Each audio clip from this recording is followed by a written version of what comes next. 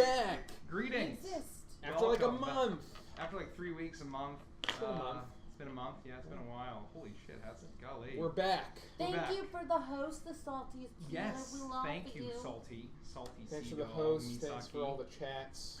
Welcome to Legends of Avantris, where 7 nerds embarrass themselves for your entertainment.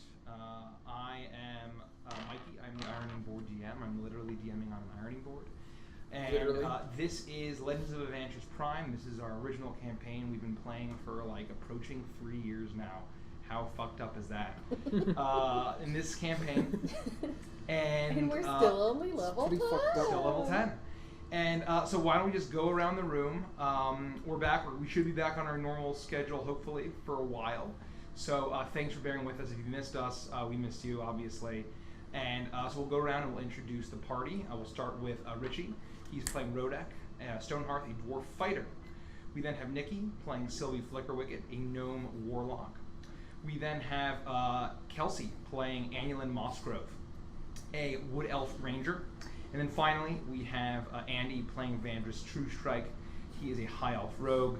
Feel free to check him out and follow him on Twitch. He has a lot of video game streaming, a lot of fun business throughout the week when we're not streaming. So it is some good times. I can't read comments, so hopefully everyone laughing is having a wonderful time. The camera's blocking it. Rodette. Rodette. So Derek is here to only see Rodek put on the super crown. Oh so we're debating what my name whether would it's be. Rodekette or Rodette. Rodette. Rodette. Would it be... I like them both. It would be technically P-check. P-check? If you're actually doing it Miloski! Yeah, but nobody's ever following the rules. No one... Now, hold on! Okay. No, hold on, all you! What is? With this in the Tomb of Horrors. Hey! Anyway, so we've been playing in this. I think that we don't have any kind of announcements. Are you fucking kidding me? It's been a while. The biggest announcement. It's been a while since I've DM'd, guys. It's been a very long time. So bear with me tonight. So Saturday. This Saturday in a few days, we have episode 2 of Beneath Dark Wings. The session that features the entire Legends of Avantris crew. It has 6 players, 1 DM. It is a blast. If you want to see episode 1, an 8-hour session, we're doing a long session this Saturday, starting at around 2-ish p.m., ideally 1 or 2. And we're going to be going probably for about 8 hours. And if I say so myself, it is the best Dungeons & Dragons we've ever played. Episode 1, hopefully episode 2 also is very good. It's the best group of D&D players, D&D characters that I've seen at my tables, and they're just delightful, and it's an amazing time, so please, we hope you'll join us on Saturday. Shut up. And with that, we'll get into what happened last time on Legends of Avantris Prime. Hopefully we can summarize this, and hopefully, it's all in the vaults. The Avantris vault is pretty airtight, but we'll see. So, we did a bit of a longer session as our last one, if I remember correctly. We did. You were on the high seas. This isn't really appropriate for the high seas, but you'll understand where the music is going. Heading towards Agua, that's where the music comes from.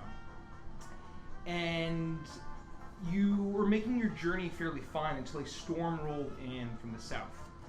And you were pushed further to shore than you would have taken normally, and than the captain had normally taken Captain Isaacs on the Knight's Patience, or ship that you'd been given. It was a nearly a full moon from what you could tell, and as you were sailing, kind of before everyone went to sleep, there were the sounds of battle and splashing and cries, and the ship was attacked by Marrow, and a scrag joining them, a big sea troll or aquatic troll chained up, and several of the crew members were captured and killed. They were able to dispatch the rest of the invaders, however, and they started sailing away until they found some strange amulets on them. And Captain Isaacs recognized the amulet as the symbol of Demogorgon, who he said was the Prince of Demons. And that Marrow were fairly known among sailors, and then fairly known to worship Demogorgon. And there were someone, I forget who, noticed kind of flickering lights on the horizon. They could kind of barely see the shore. They still noticed flickering lights. Sylvie mounted the broom and flew over and saw a horrific sight. There were several marrow, but dozens of humanoid figures in robes carrying torches on this huge black reef with a large stone effigy shaped in that same effigy of Demogorgon. And there was a row of which Sylvie discovered to be at least young humans lining up in front of the statue. And right before them was a huge demon, serpentine, somewhat fish-like, with strange, they almost looked like scales or feathers kind of coming off its arms. Basically, it looked like Hakar from World of Warcraft, but kind of a bit more fishy, if you get the gist. Yeah, there you go. You get that with big sight hands. Are you sure it wasn't Mutanus? It was Mud. I know I'm mispronouncing that, but I don't want to get banned. It was like a Dan. Oh. Whoa. Oh, Adult Stream. Adult Stream. Hide your kids. Mutt anus. And then one of them put their hand on the effigy. A second head sprouted with wild eyes and madness. They stepped forward to this massive demon with its sickle hand, and it sliced off the original head, leaving kind of a gnashing, vicious head. Kind of then calmed down, put up the hood, grabbed a torch, and joined the rest. Sylvie then left. They debated what to do for a while and decided to leave it. They weren't sure how long it was going on. They decided to arrive at Agua. They docked. They met what they kind of assumed to be a swindler named Dr. Etouffee at the harbor. And Sylvie managed to buy a few things. And with that, they headed to the Crossroads, which is a fancy hotel, kind of at the crossroads of the Magnolia Promenade, the tourist district, for lack of a better phrase. It's very kind of nice, gaudy buildings, lots of fancy restaurants, music halls, a lot of entertainment, with the key feature being the Hungry Catfish, a massive riverboat casino, which is owned by Remy Guru, who the party had met like 3 fucking years ago, way before the stream, and who's a human who runs the casino that they and then went to visit, and they discovered that Remy, all of his staff besides the cocktail waitresses, are all bullywugs, frog-like humanoids. For those of you who aren't familiar with standard D&D races, a little bit more. A little bit down. Yeah, 2 clicks. Just let me know if the music's problem. If there are any technical difficulties, let us know. Sylvie and Annulin sampled 2 of the drugs that were quite popular in Agua, and had a wonderful time with it. Rodek and Avantris decided to actually go and enjoy some table games. They actually went and approached Guru himself, who was kind of surveying the scene, and he taught them how to play pull dagger. And they gambled a bit. They were actually fairly lucky in that situation. And the party kind of all reconvened, but without being stopped by a voice familiar to Avantris. And it turned out that Avantris's former bounty hunting compatriot, Tyche Heartseeker, a voluptuous half-elf who's good with a bow, allegedly, had shown up, and she kind of chased Avantris out after all the wacky shenanigans with all of the high and the blitzed party members on the ship, and revealed that she had basically skipped out on Goalhaven. Hold on. Oh, there we go. Oh, nope, there we go. Hey. Skipped out on Goalhaven because she had so much debt owed to Silas Belliver, and that she just went to go work for Guru and just said, Belliver's not going to fuck with Guru, so she's going to leave. They decided, they filled her in on all of their plans and that all of the things that they were concerned about. And she took her leave. She was going to think on it, but she decided that she may want to help them. So she took her leave. Later, the next day, they went around exploring some places in the town. They went to the Crawdad Quarter, explored a church of Saluna, and realized that Alphonse LeBlanc, the gentleman who was a famous ruler of the city of Goalhaven, had been visiting with a young hooded girl at least as far as the priests were aware. And they then kind of inquired about Gauntsmith, the place they were, and realized that there were some strange people, some strange folk that really are not kind to outsiders, coming and going. After kind of reconvening at their hotel, the ladies suffering the after effects of their imbibements quite horrifically. They heard a knock at a door at their hotel, few rooms down, and they heard the door open, a maid kind of unlocking it, and the door opened, and they heard a blood-curdling scream as the maid shuffled off and ran down the stairs. You forget about this. Totally forgot about that. Yep. Sprinted away down the hallway. Rodek. I did forget. Rodek and Vanders kind of peeking through as the door was hanging open. A woman laying on the bed, the window open, the breeze kind of drafting in. A woman, cold, lifeless body, drained of color, with 2 circular red marks on her neck. It was probably a giant snake. Totally. Hiss. Totally. Hiss. And so, hiss. Oh, hiss. Oh, hiss you. Lying. Apologies, Tim. I fuck up a lot here. Yeah. Thanks for keeping him honest, Stir Fry Guy. Lying on the bed. So, I forget who's in the room. I think you're still sleeping. Or No, I was in you're there. all Yeah. there. We'll say you're all there. We're all there. And the maid has sprinted away, and you start to hear some kind of loud voices down from the hallway as the 4 of you are kind of standing in the room, half in the room, half out, as the door is open and there's a woman directly in front of you on a bed in a very nice room. She seems to be very, very well dressed, in a full outfit, and she's lying on the bed. Dead. What are you guys gonna do? Sylvie, you were right. Vampires, I knew it! It's a Dracula. This is practically Dracula's castle. Yes. Is she dead? Is she definitely dead? I think she's I definitely dead. like to walk forward with like in poker and like kind of then check for like a pulse. Make a medicine check at disadvantage. My medicine is a 1, just a little like you know. All right. Okay. Better than a -1. Yeah. I rolled a 2 and a 5, so I got a 3. She seems dead, Jim.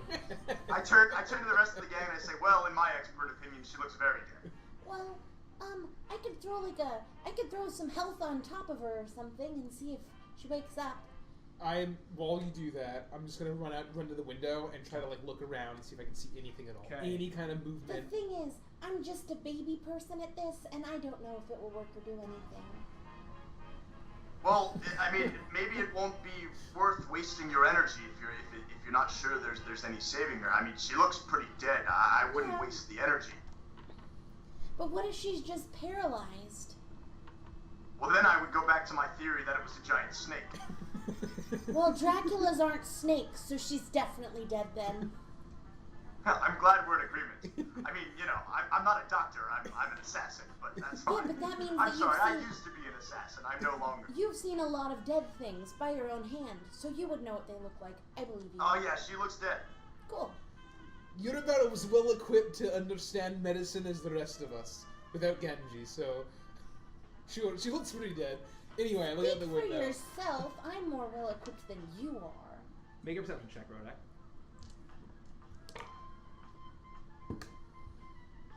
Inspiration doesn't exist in this campaign, right? No. 10. 10. You look around and you see the hustle and bustle of Agua in the late afternoon. There are several street bands playing away.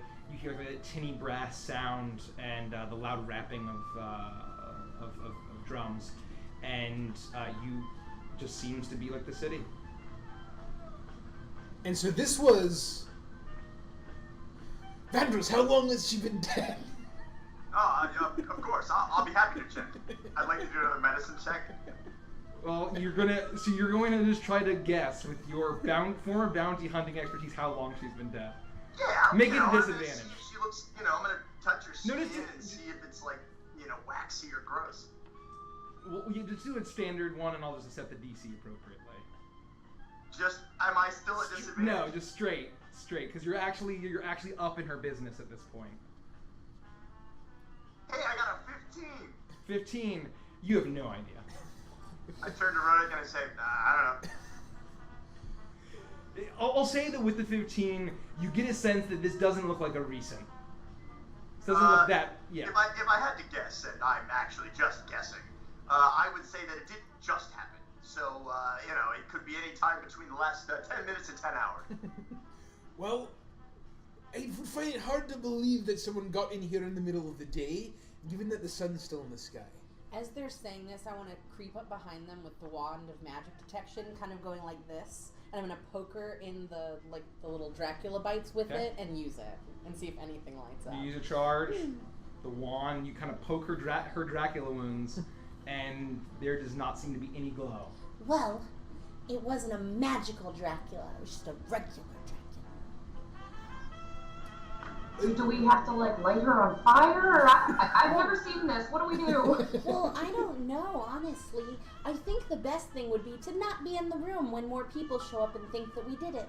Oh, thanks for the cheers, Andrew. Thank you. Oh, Sylvie is precious. I agree. As soon as Sylvie says that, almost as if this was scripted, you hear the hurried footsteps walking down the hall as two armed guards, and you had seen a few guards patrolling the city. It seemed to be a relatively light force.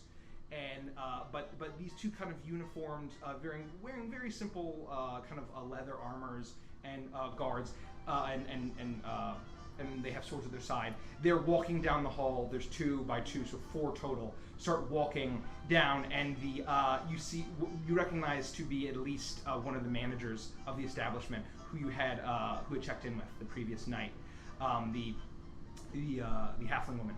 And she kind of is just looking really scared, walking behind them, and she points down to the room. They see you standing there, and one of them calls out and says, that's a restricted area while we investigate. Oh, well, that's interesting that it's restricted while you investigate. Are you investigating now or later?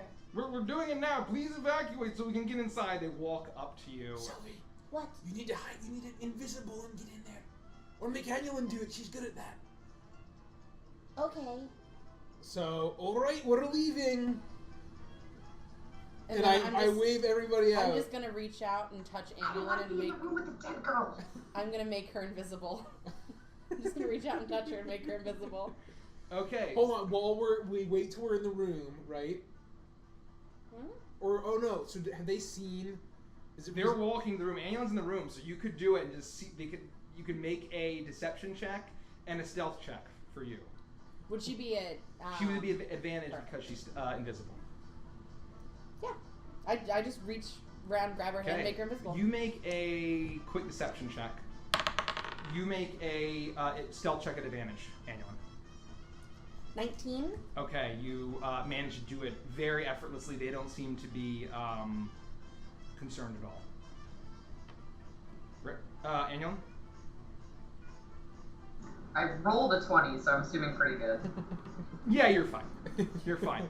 Well, it looks like all 3 of us should be getting a move on now. Yeah, all 3 of you right. should be getting a move on. Go back to your Let's room. go back and I'm also let gonna you leave investigate. Illumi with her so that I can channel through her eyes and watch with Annulin what's going on. There's nothing to be alarmed about. Just go back to your rooms and don't speak about this to anyone. So you mean that creepy Dracula bite on that lady's neck we shouldn't worry about? No, you should not worry about it, and definitely don't mention it. Okay. Has this happened before? Why do you We say are not not going to mention it? mention it. Sir and madam, please do not mention it and go back to your that's rooms. fair, all Everything right. will be fine. Let's But go. I expect a free night for the fact that maid yelled so loudly that I awoke from my sleep. I took that weird drug at the Catfish last night, and I have a headache, and now it's even worse. The halfling woman who runs the joint, or at least is the manager, kind of pokes her head out from behind. 2 of the guards go in annually. You see them. There's 2 standing in the hallway, and the halfling woman kind of pokes her and says, "We'll work something out, darling. Thank It'll you. be, Okay, it'll be good fine. night." I'm very sorry you were disturbed. This is The 3 of us are going to head back to our room now, hopefully undisturbed for the rest of the evening.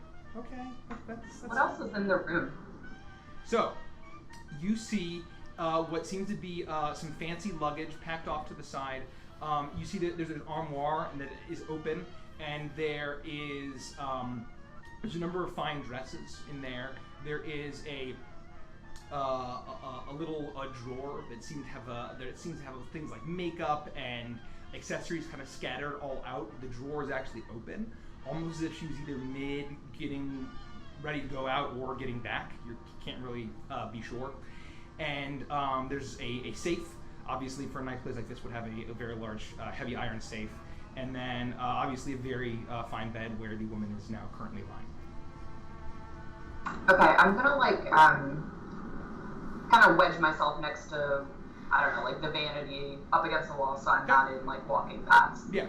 So you manage to easily dodge out of the way as the guards step in, all 4 of them, and the innkeeper looks at them and says, "Y'all need me for anything else? You have it? I mean, if there's anything else you need, let me know." It's like, "No, you're fine. It's just please go. Don't tell anyone about this. We have reinforcements coming. No worries." And she just turns around and scampers back down the hall. And so you, Annulin, see. So the 3 of you are in the room. Yes, we're in Okay. our room. Okay. So you're And in the I'm room. just channeling through Lumi so I can watch firsthand with Annulin in case I need to do Okay. something and help her. Okay. You, as you're viewing through Lumi and you watch, you see 2 of the detectives, or the guards at least, walk up to the armoire, and they're looking through. They're kind of rifling through. One goes to the body and checks the pulse. Well, she's dead. And the other one says, "Well, yeah, we knew that. She was, yeah. This is how it's happened." And the other one says, "Well, the same as the others then, eh?" And then the other one says, "Well, I guess we should wait until reinforcements arrive." And they sit around and basically just look at each other for about 10 minutes. Wordlessly. And Annulin, make a perception check for me.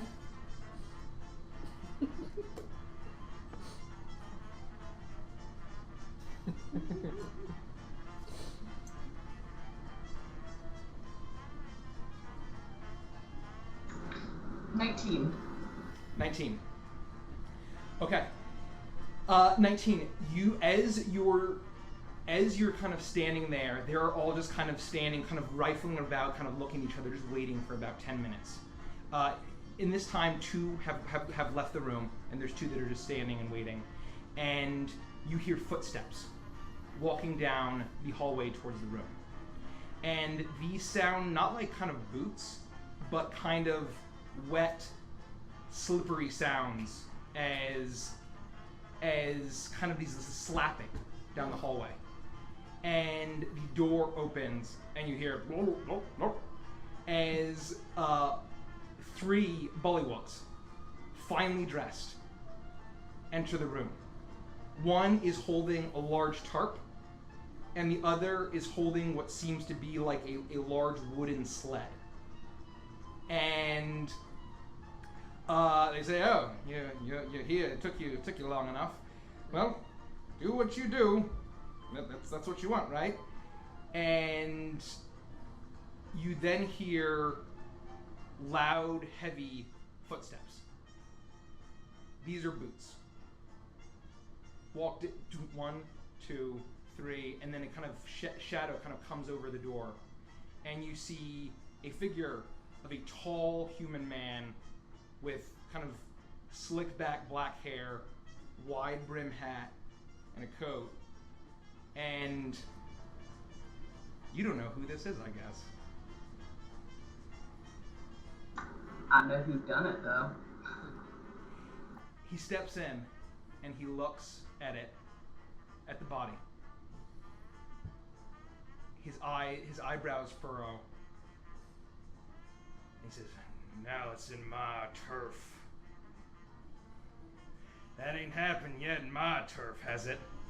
And then the guard kind of looks at him and says, No, absolutely not. All the other ones have been in the other districts. Whatever the fuck is going on. No one can know about this. You hear me? Do we have any witnesses? He looks between the two guards. And, before you move on, I want Lumi to go over and pull out some of his hair. Okay. How? She's just gonna do it. She's invisible, so whether she's caught or not doesn't matter. Can you make a stealth check for Lumi? Yes. 18. Like a whole wad of it, or just try No, to just get... a couple of shreds. Oh, okay. Make a sleight of hand. You want me to keep the same roll? It's just... Yeah. I Or rolled no, a that's 15. Was that? I rolled a 15. Her That's dex fine. is plus 3. That's fine. That's so fine. I just did So 18. she manages to kind of pluck a single hair, and he kind of grabs it. And says, oh, damn bog flies. He looks at the room and he says, same way as the other nights. And the guards kind of look back and forth at each other and nod. And he says, I ask you, are there any witnesses? And he says, well, there was the maid, and then there were the several of the people here who were staying, who happened to see the sidewalk before it could be secured.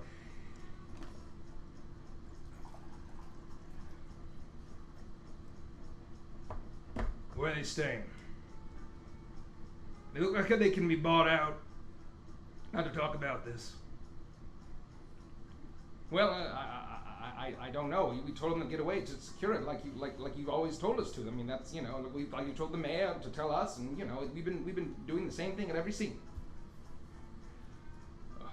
Well, I'll go talk to the witnesses and see if they will cooperate.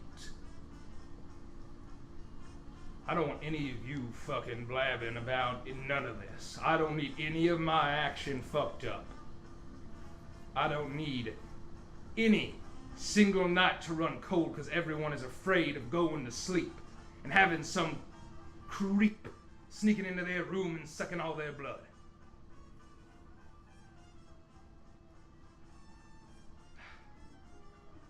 I had to see this with my own eyes.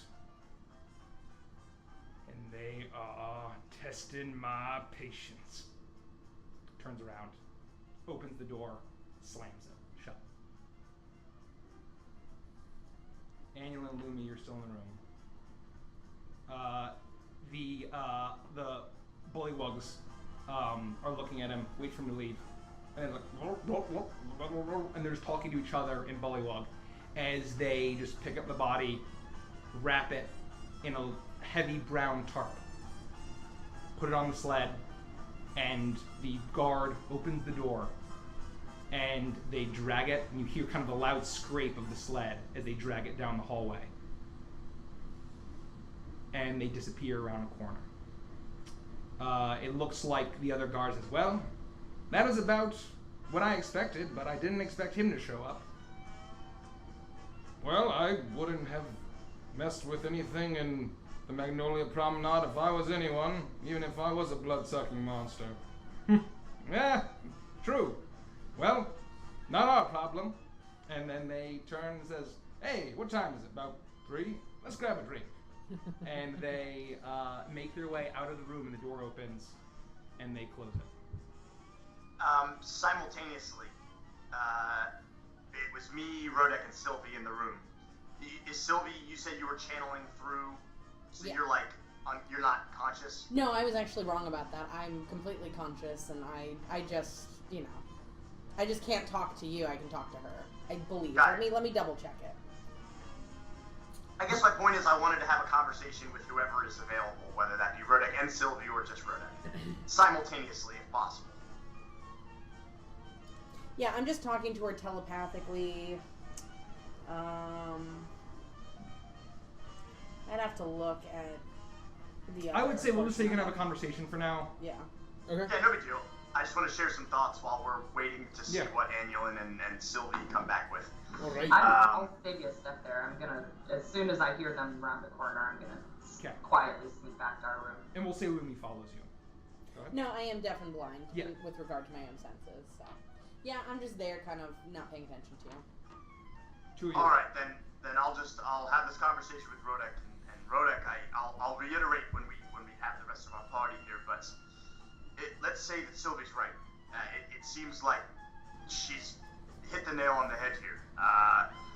While we're very strong, I certainly don't know the first thing about vampires. I don't even know where to begin, and I think that maybe this isn't the place, but potentially we may be able to find someone we can speak with and do some research. It couldn't hurt. I'm channeling a little bit of Ganji here, but he would want to be prepared before we go fight something like this, and we're not leaving here without tussling with this thing, whatever it may be, and I prefer not to go in completely blind. I'm reckless, but I'm not that reckless. I agree, but if not even Orpheus, who's a bit learned, more so than we are, he didn't really know too much about vampires. I'm not sure. Perhaps we could just ask around, but wouldn't that be a bit suspicious? I mean, absolutely. My idea was one of the colleges. Obviously, all we have is Anzu, and that I'm familiar with. And while Orpheus is smart, I don't know how much time he's actually spent looking into these kind of things. But it might be worth maybe trying to find some sort of a library nearby. I don't know anything about this town that we're in, really, but anything has to be better than nothing. And again, maybe not asking specifically people about vampires, but trying to find a book or any kind of writing. Do you think... I hate that I'm about to say this. Do you think Forgus might have don't laugh. I know it sounds crazy. And don't tell anyone else that I said this. But perhaps there's lots of colleges in Gullhaven. And I know we could probably teleport back there. I'm not sure how that works, but then we'd have to come back. Anyway, we could always message him and ask if he knows. I'm sure that Forgus has more than one opinion on vampires. Whether it's accurate or not, I can't begin to speak, but maybe we send Seamus to the a local college. Even the Bard College might be a place to start, and we send Seamus out looking for documents. Do we? I feel like we mentioned vampires to Forgus before he left, right? We'd mentioned one of the reasons he went and attacked Alphonse was because we'd mentioned that Alphonse was a Dracula, a vampire. So he may already at least be thinking of this, and he's aware, I'm sure. Right. Well, while I agree with you, I just think we need something slightly more reliable. Right. Well, that's fair, and perhaps Seamus could help us out. But other than that, I'm not sure. And at this point, Lumi and Annuan get back to the room. Okay, cough it up, Looney. I'm gonna get the hair from her and I put it in my bag. Okay. What happened? We reiterated. Well, I mean, there's a Dracula about. Hold on, shh! You said that he was going to... That was Remy Guru, right? What? Why? If they were to describe him to us, would we be able to remember who this person was if we had seen him? He had a big hat and he was human and dark slicked back hair and he had this weird voice. And I'm in a minor illusion to replicate the voice that he You would know. You would know at that point. Do you know how that is? How what is?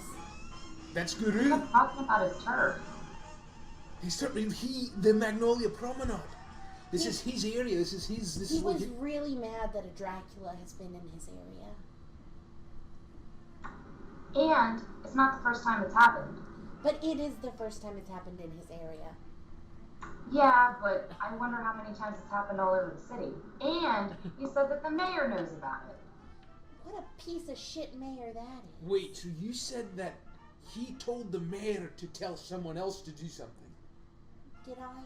Maybe Anyon said or that. someone I don't of you. remember That was what was gathered in your very brief recap. It was filled with lots of details. That means that he is as powerful as Belivar seems to think he is. Who? Guru. Oh. I thought you meant the Dracula. Well, right. Yeah, obviously. Who is the mayor of Agua? Probably some schlub who has no power at all. I bet his name is Agua. Do we know the mayor? No. You've never met the mayor. We've never even asked. It might be worth talking to him, but honestly, I think that if he's, in Remy's palm of his hand, we may not get much.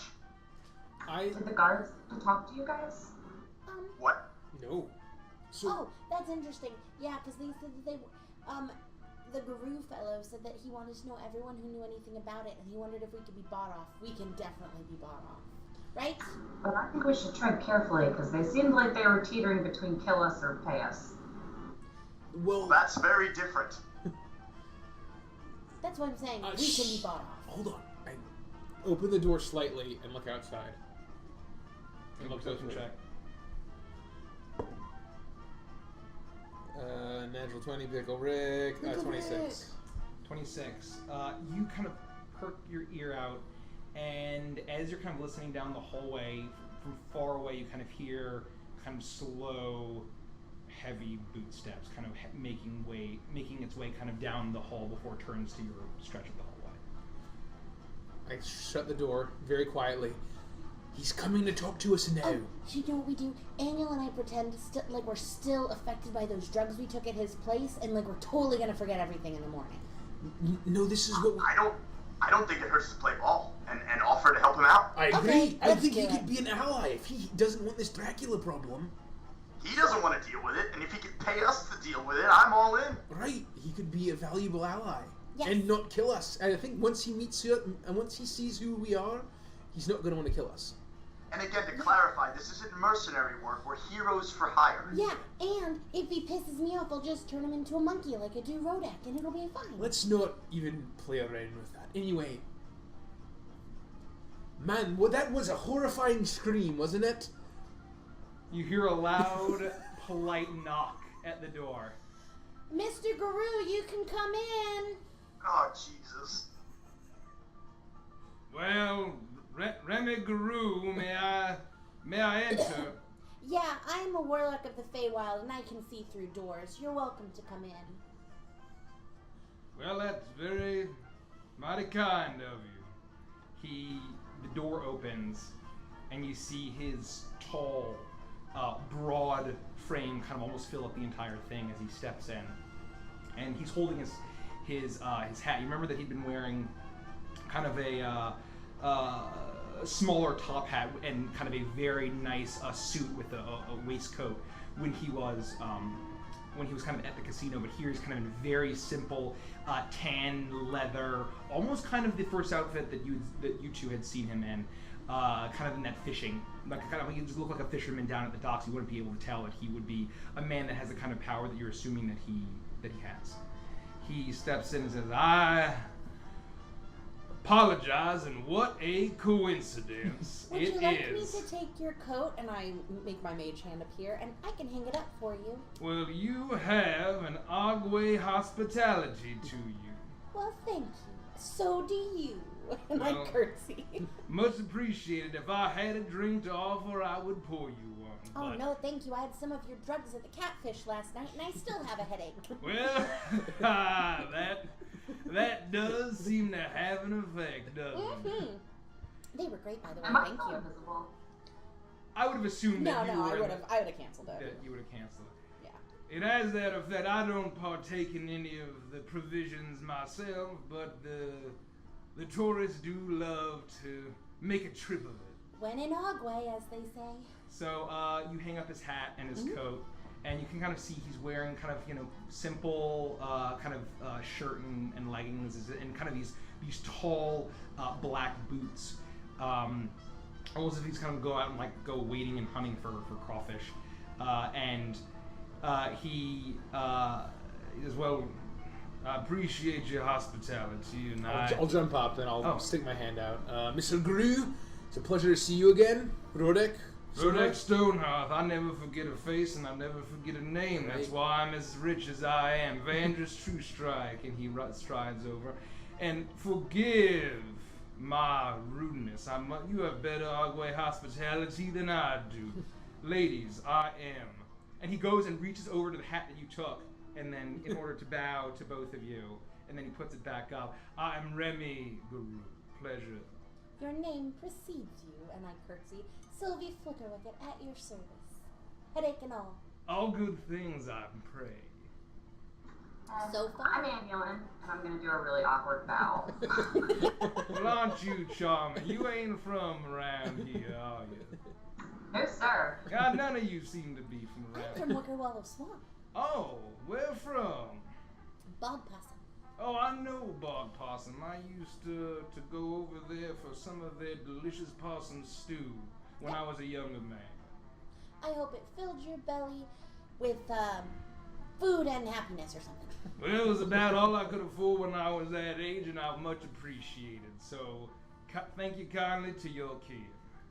Well, I heard the terrible news, and I regret the coincidence that your second day in Agua was such a horror. I'm sure you are all mortified. Yeah, it's just another day. Dracula's on Tuesday, Dracula's on Wednesday. Well, no. Take it. Well, I want to know. Dracula's. What do you say? Yeah, it's like a really powerful vampire. No. Hold on with that business. I don't know what you saw, so I'm assuming here and there you know a thing or two. Well, to be quite honest with you, I've been telling these guys that there's a Dracula afoot since we were on our way to Gullhaven, or had we just gotten to Gullhaven? You've Anyway. been talking about Draculas for a long time. I've been talking about Draculas for a long time. No. And so we got here tonight, and then when that lady screamed, and I saw the death of someone by the hand of a Dracula, I just knew. Hold on. Have you heard of us? Beyond us meeting? Hey, that's You know- my line. Why Do you would know he have who heard we of are? us? I'm just curious, just to level set here. I may have gotten a word from some folk that came by my riverboat after all what you've done for Gullhaven, and like I said, I never forget a face nor a name, and I thought, wow, those poor little folk up on the river, up in the Viridian Hills, going off and saving the world, ain't that something else?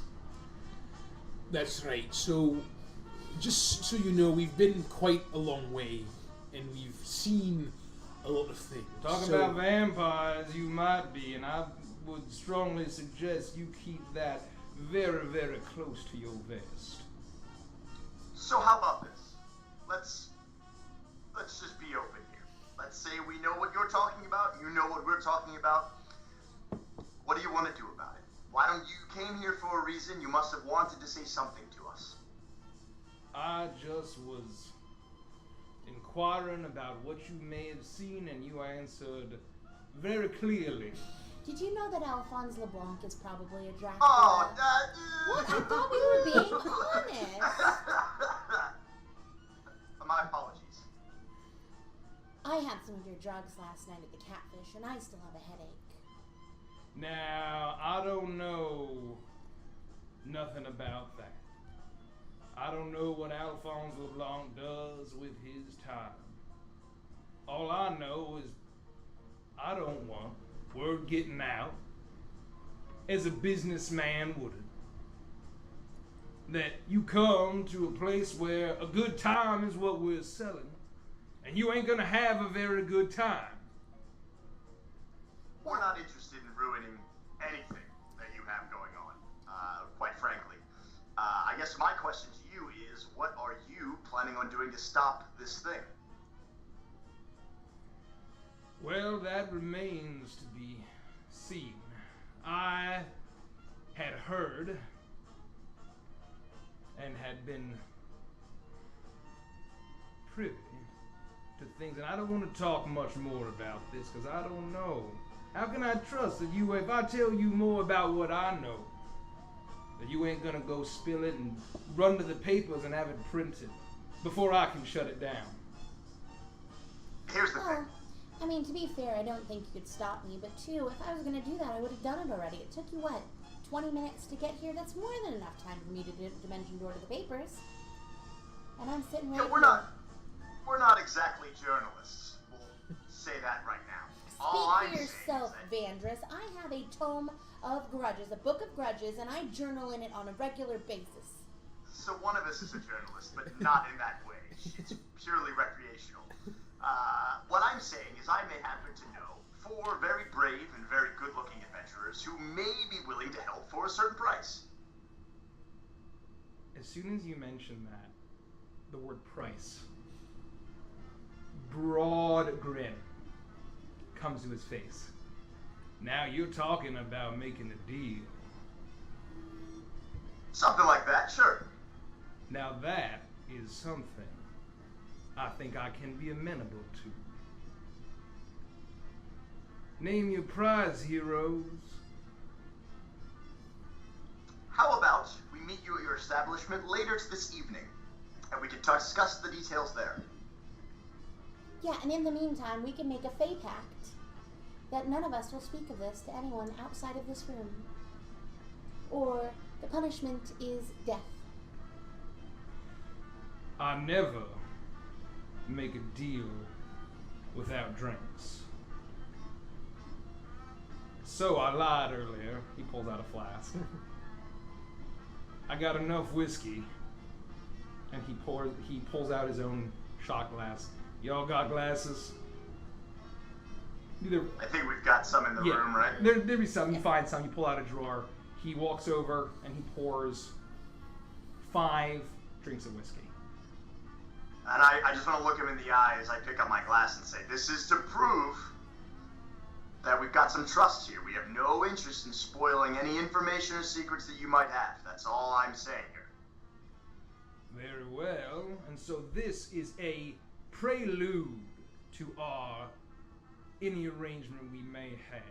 We meet tonight on the Catfish in my private quarters.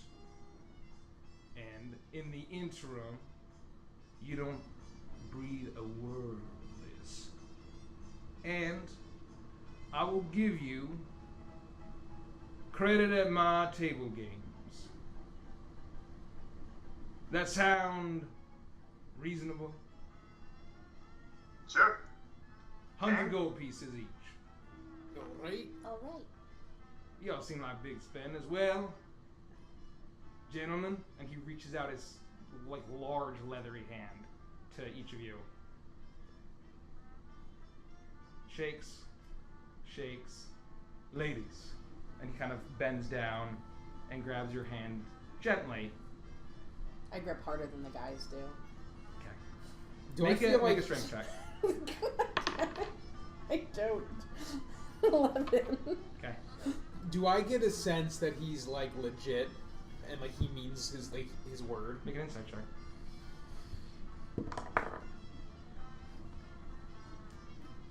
19. 19, yeah, he seems to mean it.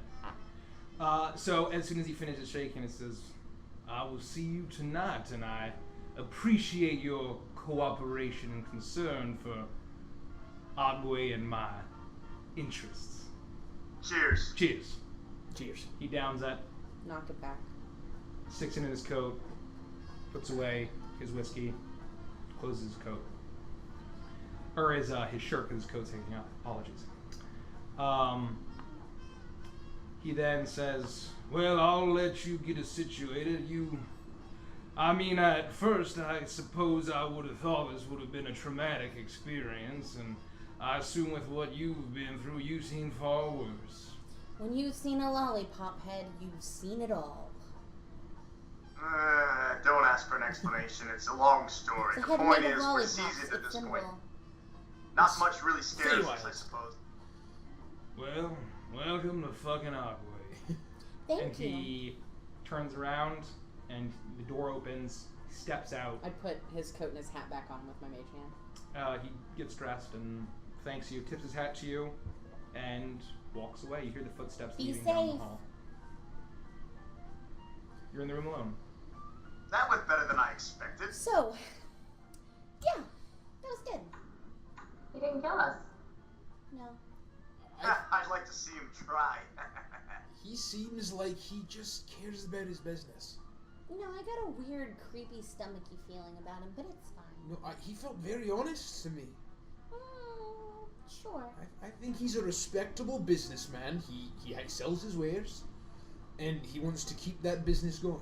And he's genuinely concerned that everyone's going to be scared away from Agua. Certainly all the people that are coming to visit Yeah. and to gamble. I mean, I guess there's one thing about being scared about people being scared away from gambling and being like, oh, there's a Dracula afoot that's killing people, and that's terrifying. Well, either way, we don't sleep without a watch from now on. No problem. That's easy peasy. We got some elves here. You know what we do. All right. Perhaps. I think we should get some rest, though, before we meet this evening. Even though agree. the sun is up and it's the middle of the day, I think it would behoove us to take the rest of the day to rest and then meet up with Remy later. Yeah, I don't know about wanting to be a hoove, but I'm definitely ready for sleep. All right, I think that's fair.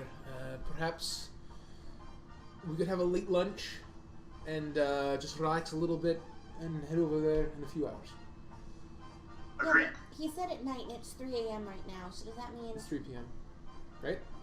Oh, 3 p.m.? I Yeah. thought it was the Yeah, I thought it was the evening, middle of like the midnight. day. Yeah, it's late afternoon at this Ah. point. It's probably 3:30, 4:30. Yeah. I've been imagining wee hours of the night.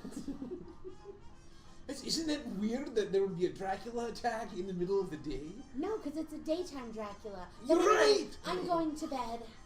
Dun, dun, dun, dun, dun, dun. I'm Are you gonna going to bed? Yeah, I'm just gonna walk away and go lay in bed Okay. and go sleep. You go lay in bed. You fall asleep pretty easily. What are you guys doing? I can't remember if I was able to meditate for a full 4 hours before this all happened or not. If not, I just want to meditate for 4 hours and be fully rested. Okay. I don't think we did. I think we all got back. No, after you all got of back. that No, happened. you did. No, yeah. After you drank, you woke up. Annulin and Sylvia are still like hungover from their situation. And yeah, it's just you guys spent the morning exploring and kind of and asking people around, and now it's the late afternoon, probably about 5 p.m. at like this point. So you could explore for 4 and like go meet them at like 9ish, or like leave at 9. But that's about kind of the time. Well, I'm fine with whatever you guys decide. I'll be ready to go when you are. I'd like to go out in the hallway and just kind of do a double check and if I don't see anyone coming, I'd like to sneak back into the room where the woman was murdered. Okay. You make a stealth check. It's a brilliant idea. 20. 20. Okay, you are easily able to see that no one's kind of coming. It seems like as if that they've been told to kind of clear out of this hallway at least for a while, and so you're able to slip into the room, and it's unattended. So first I want to just check kind of all over the room and see if I can find any like things that look out of place, or like hairs or scraps of clothing, or any sign of like a struggle. Can you make an investigation check for me?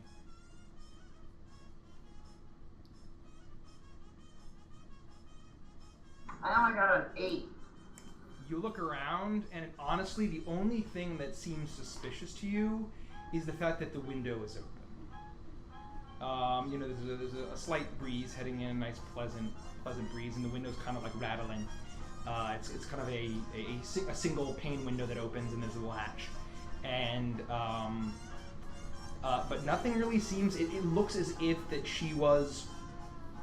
It looks as if that she was mid, kind of getting ready, getting undressed. Also, you could probably get that sense, dressed or undressed. Things were kind of like all of the drawers and everything were open, and nothing else really seems that out of place. She just seems to be lying on the bed, just dead. If I like look out the window, stick my head out the window, what's outside the window? Is there a balcony or anything like that? If you look outside the window, there is not a balcony. You know that there are a lot of rooms that do. This one is kind of a nicer room, but it's not one with a balcony. It's kind of it is kind of higher up, but it just, you can kind of see that there are kind of balconies kind of at various interspersed areas along the side of the building. But yeah, I mean, just you kind of are viewing the this main central square of Magnolia Promenade as you're looking out the window. Okay, so I'll bring my head back in from the window and shrug and rifle through her stuff and see if I can find anything good to take. Okay, rifle. So you rifle through her stuff, and can you do a quick perception check for me?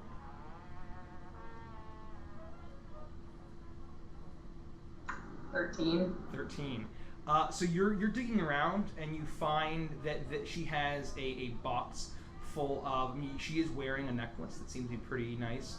She also has a box of jewelry that have 3 necklaces, and she has probably 4 rings on, 2 on each finger. Isn't her body gone? Oh, you're right. So they took all of that. Apologies. She has a box with 3 necklaces and 5 rings. Thank you for reminding me. Are they like really pretty or just kind of pretty? They're nice. They're nice, right? It's a very nice room. She's well dressed. It doesn't seem to be like the complete like pinnacle of luxury, but they're pretty nice. I'll take 2 rings and a necklace, and then I want to see if she has any pretty dresses in the closet. She's got a number of pretty dresses. I'll take 2. Okay. You take a kind of like a pastel pink one, and you take kind of this deep maroon one. And okay. I'll sneak back to the room. You see Annulin kind of was getting into the room with this big handful of shit that she's rifled through. So as she comes in, is that her stuff? It was her stuff. And I was 110% ready for Kelsey to be like, I don't like those colors. What other dresses are there? You could have. Sylvie, I got stuff for us to wear. I figure we just went to the casino and we're gonna need to look fresh tonight. Guys, I've given up a life of crime and borderline shady work to be a hero, and here you go stealing from the dead? No, Annulin, I'm awake now. Victimless crime. I'm awake now, and that's actually a great idea, and let me tell you why. So, I had Looney steal some of that Guru's hair, because Titania made me feel better, and I think we're friends again, and now I can scry on people. I can basically spy on them from a distance. So if she turns into a daytime Dracula somewhere down the line, we can use her things to potentially spy on her. Well, you have one of her hairs? No, but we have her clothes and her jewelry. Just have to have some of her possessions. Oh. I actually really like that idea. While I don't necessarily think spying on Remy is a good idea if it's detectable. If it's undetectable, I'm in. But if for some reason he would think that we're spying on him, it might destroy the trust that we are trying to build. That's all. That's exactly I right. mean, if I was going to spy on him, I would have done it when he left. But it's just for an emergency. But seeing her clothes, are they like real? So she was like wealthy, right? Yeah. That makes me think, why would Alphonse, let's say, assuming, why would he choose this woman over any other woman? Why this one? Because the affluent have power, and he obviously wants to have an army of powerful, rich vampire women. Or it I'm has sorry, I'm something. projecting. Or it has something to do with that lady that he's with. I can't remember her name. Lodna Gelda. Lodna. So maybe she caught Alphonse flirting with her, and it was a revenge kill. Or maybe she wanted something from her. Who knows? Well, no. Go ahead. How old was the woman roughly? Could we tell that? She's about middle-aged. She's gonna be in her 30s. Late 30s. Well, That makes... Well, I guess the room's wide open. I get up. If anyone would like to join me, at least like look around. Did you find anything beyond that? Rodek, I don't want to bust your chops or anything, but it will draw a lot of attention if we get caught in that room. You know, Annalyn's very sneaky, so her going in and doing that is whatever, but then all of a sudden more people show up and we're rummaging around the room. When we promised Guru you're gonna kind of lay low about it. Annalyn, do you feel like you gave the room a good once-over? I mean, I looked around. I didn't see anything. The window was open, which I thought was kind of weird, but I don't know. Maybe I'm just sheltered. I don't like to sleep with the windows open. So I don't know. Maybe somebody came in through there. But there's no balcony, so can Draculas fly? Yeah. I mean, were there any markings around the window? Any sign of forced entry?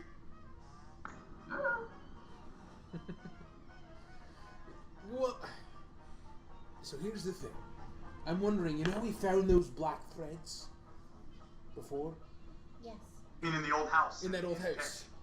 I'm wondering if we can find anything like that in the windows. Were you looking for that, or...? What kind of windows do you know that wear clothes? Oh, hold on. I walk over. I was looking for that, but I don't know. I still don't feel good. Got all jacked up last night.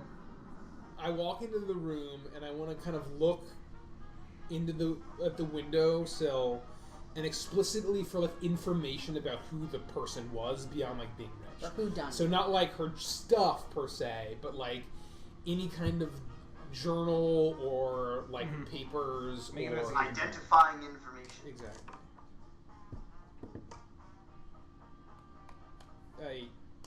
What was that? 8. 8. You look around. You find that her that she does have like kind of like a passport kind of thing, papers, and you realize that her name is Jez, J-E-Z, and Betant, B-E-T-A-N-T, and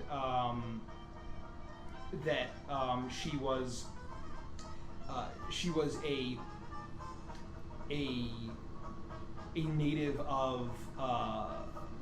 native of Agua that had since moved elsewhere and was basically visiting. Can I find out where she was from? Is there anything that says where she's from? Nope.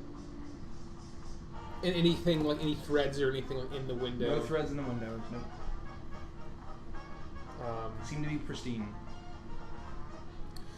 All right. Well, I'll just kind of quickly come back. Well, her name was Jez Betant. I love bee tents. The interesting is most of them don't stay in tents, though. They stay in hives. But that's for another day. Anyway, so she's actually from Agua, moved away, and was visiting. Oh, did you cast Speak with Dead? No, I just found her passport. Oh. I wonder what brought her back. Normies. Right. So, again, I'm not sure if that's relevant, but it's at least something to remember. Perhaps we can ask around and see if we can find anything else about the other victims. Yes, but not until after our meeting. Right, of course. Because I don't know what it was that we drank, but I don't trust it, and I don't want to die. You mean the drink that Remy gave us? Yeah, I don't want to talk about this with anybody but us. That includes asking questions that could Great, lead and to that's fair. That's fine. Dracula's or the like. I'm going to reach out to Seamus while I've got some downtime. But it's you're on the not- Rocky Talkie, so you're all welcome to listen But in. you're not I'm going to gonna- talk about the Draculas or anything, right? I'm sending him to the college to find information on vampires. I don't think you But should if he do goes that. there, they ask why he's asking about it. Just, he knows we're looking for vampire stuff, right? It doesn't It's just- matter. I'm just telling you what I know from Faith Hacks, and we drank something that came out of his flask. If you want to drop dead because you broke that promise you made, which was that we specifically said that we were not going to talk about vampires until we met with him, then you can drop dead. That's fine. So I'll what you're- take your what- arm. What you're essentially telling me is that if I accidentally say the word to vampire to anyone outside of this room, or not to Remy, before we meet him, that there's a chance that I'll just be smoked from above and killed instantly. Yes, if it's as powerful as a Fey Pact, 100% yes.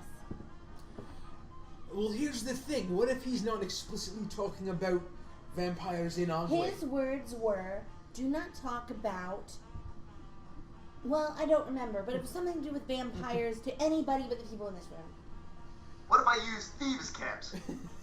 I'm willing to take the chance, that's all I'm saying. But if it would make you feel better to wait... Well, I personally would like it if you dropped dead, because then I can take your arm.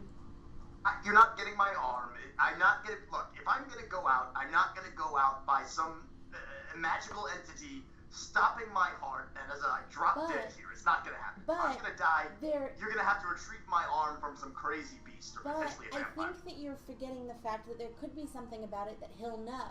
So then all of a sudden he knows that you sent information to Seamus. You put Seamus in danger because now he knows that Seamus knows about vampires. So you risk Seamus's life, and then you let him know we're not trustworthy. I agree with everything that you're saying. My point is, before you didn't let me finish, is if I should contact him after we meet Remy. That one.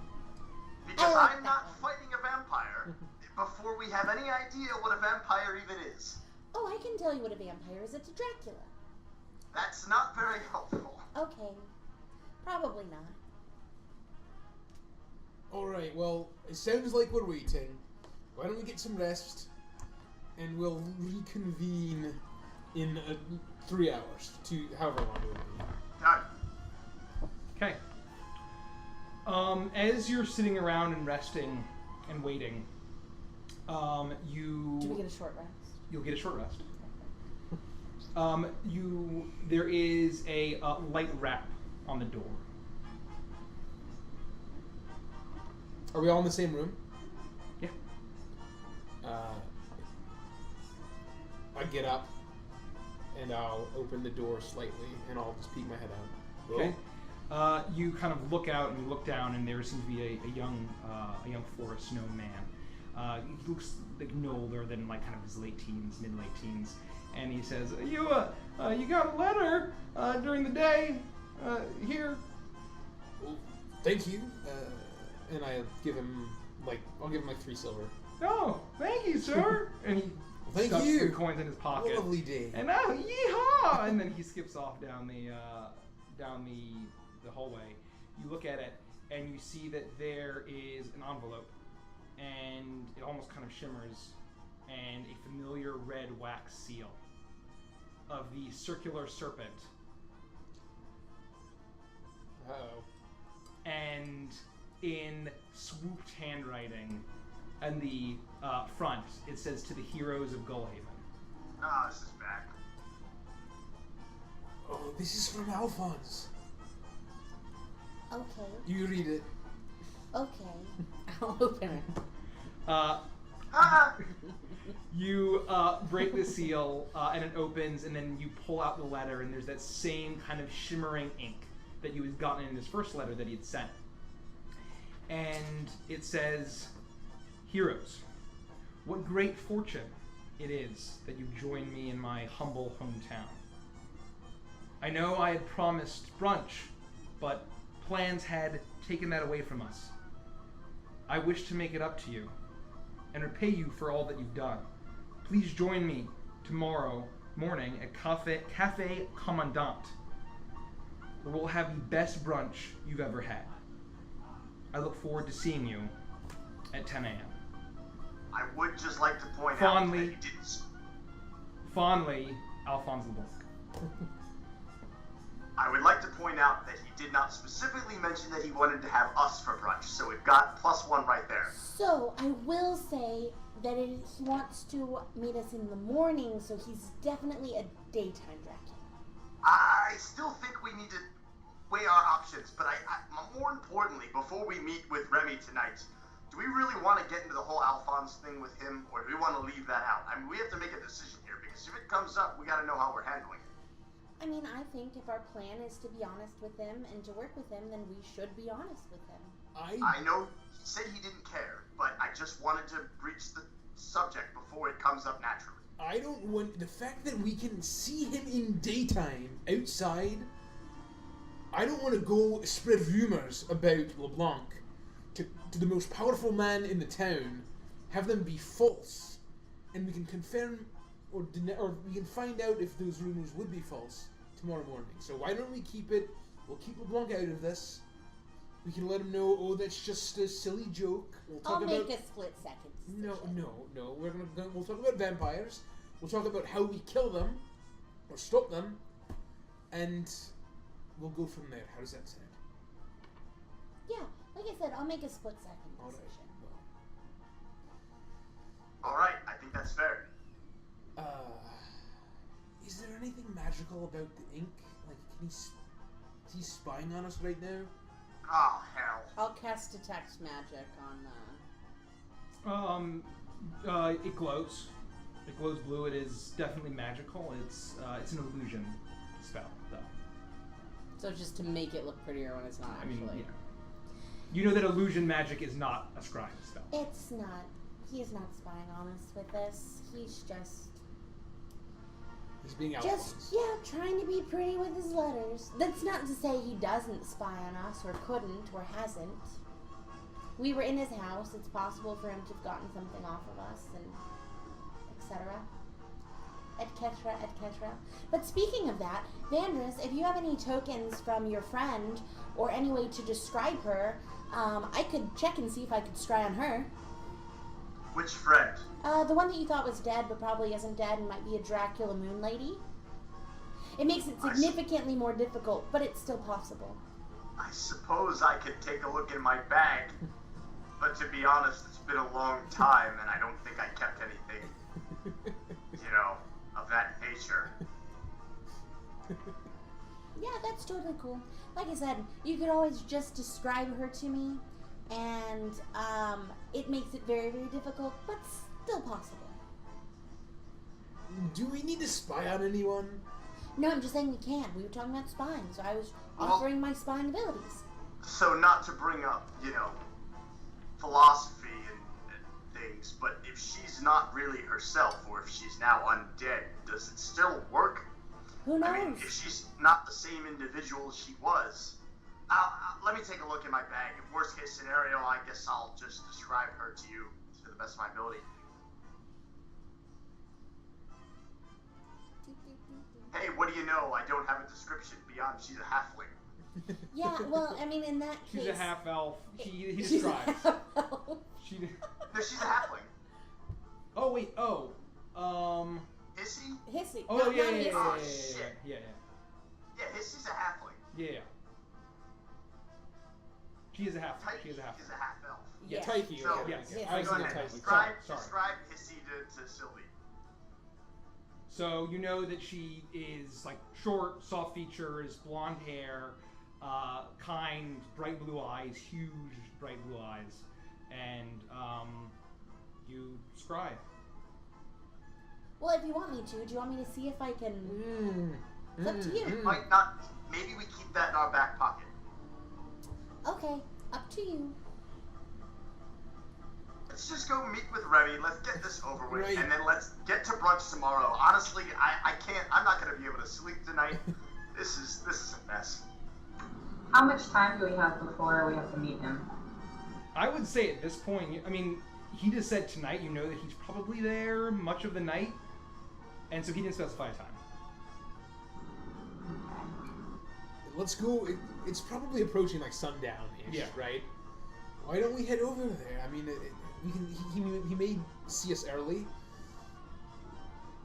Maybe. I'm wondering on our way where they took that woman's body. I was kind of worked up at the time. I didn't think to try to follow them out, but maybe I can look for tracks and see which way they took her body. It might be as simple as just finding out where they take their dead. It could be the local church or just a local graveyard. They seemed pretty intent on covering up her death, though. Well, yeah, because they don't want to walk through town with her and her vampire bites on display. Well, we could just ask Remy. He'd probably tell us. That's true. But why don't we go look around, see if we can get a sense, and if not, we just ask. Okay. Okay. Shall we? So yeah, we'll head out and then do that on our way. Okay. So, You're gonna look for tracks, you said, or you're gonna just ask? Yeah, I'm just gonna look for signs of like if the sled that they were carrying her on left like markings. Make a survival check.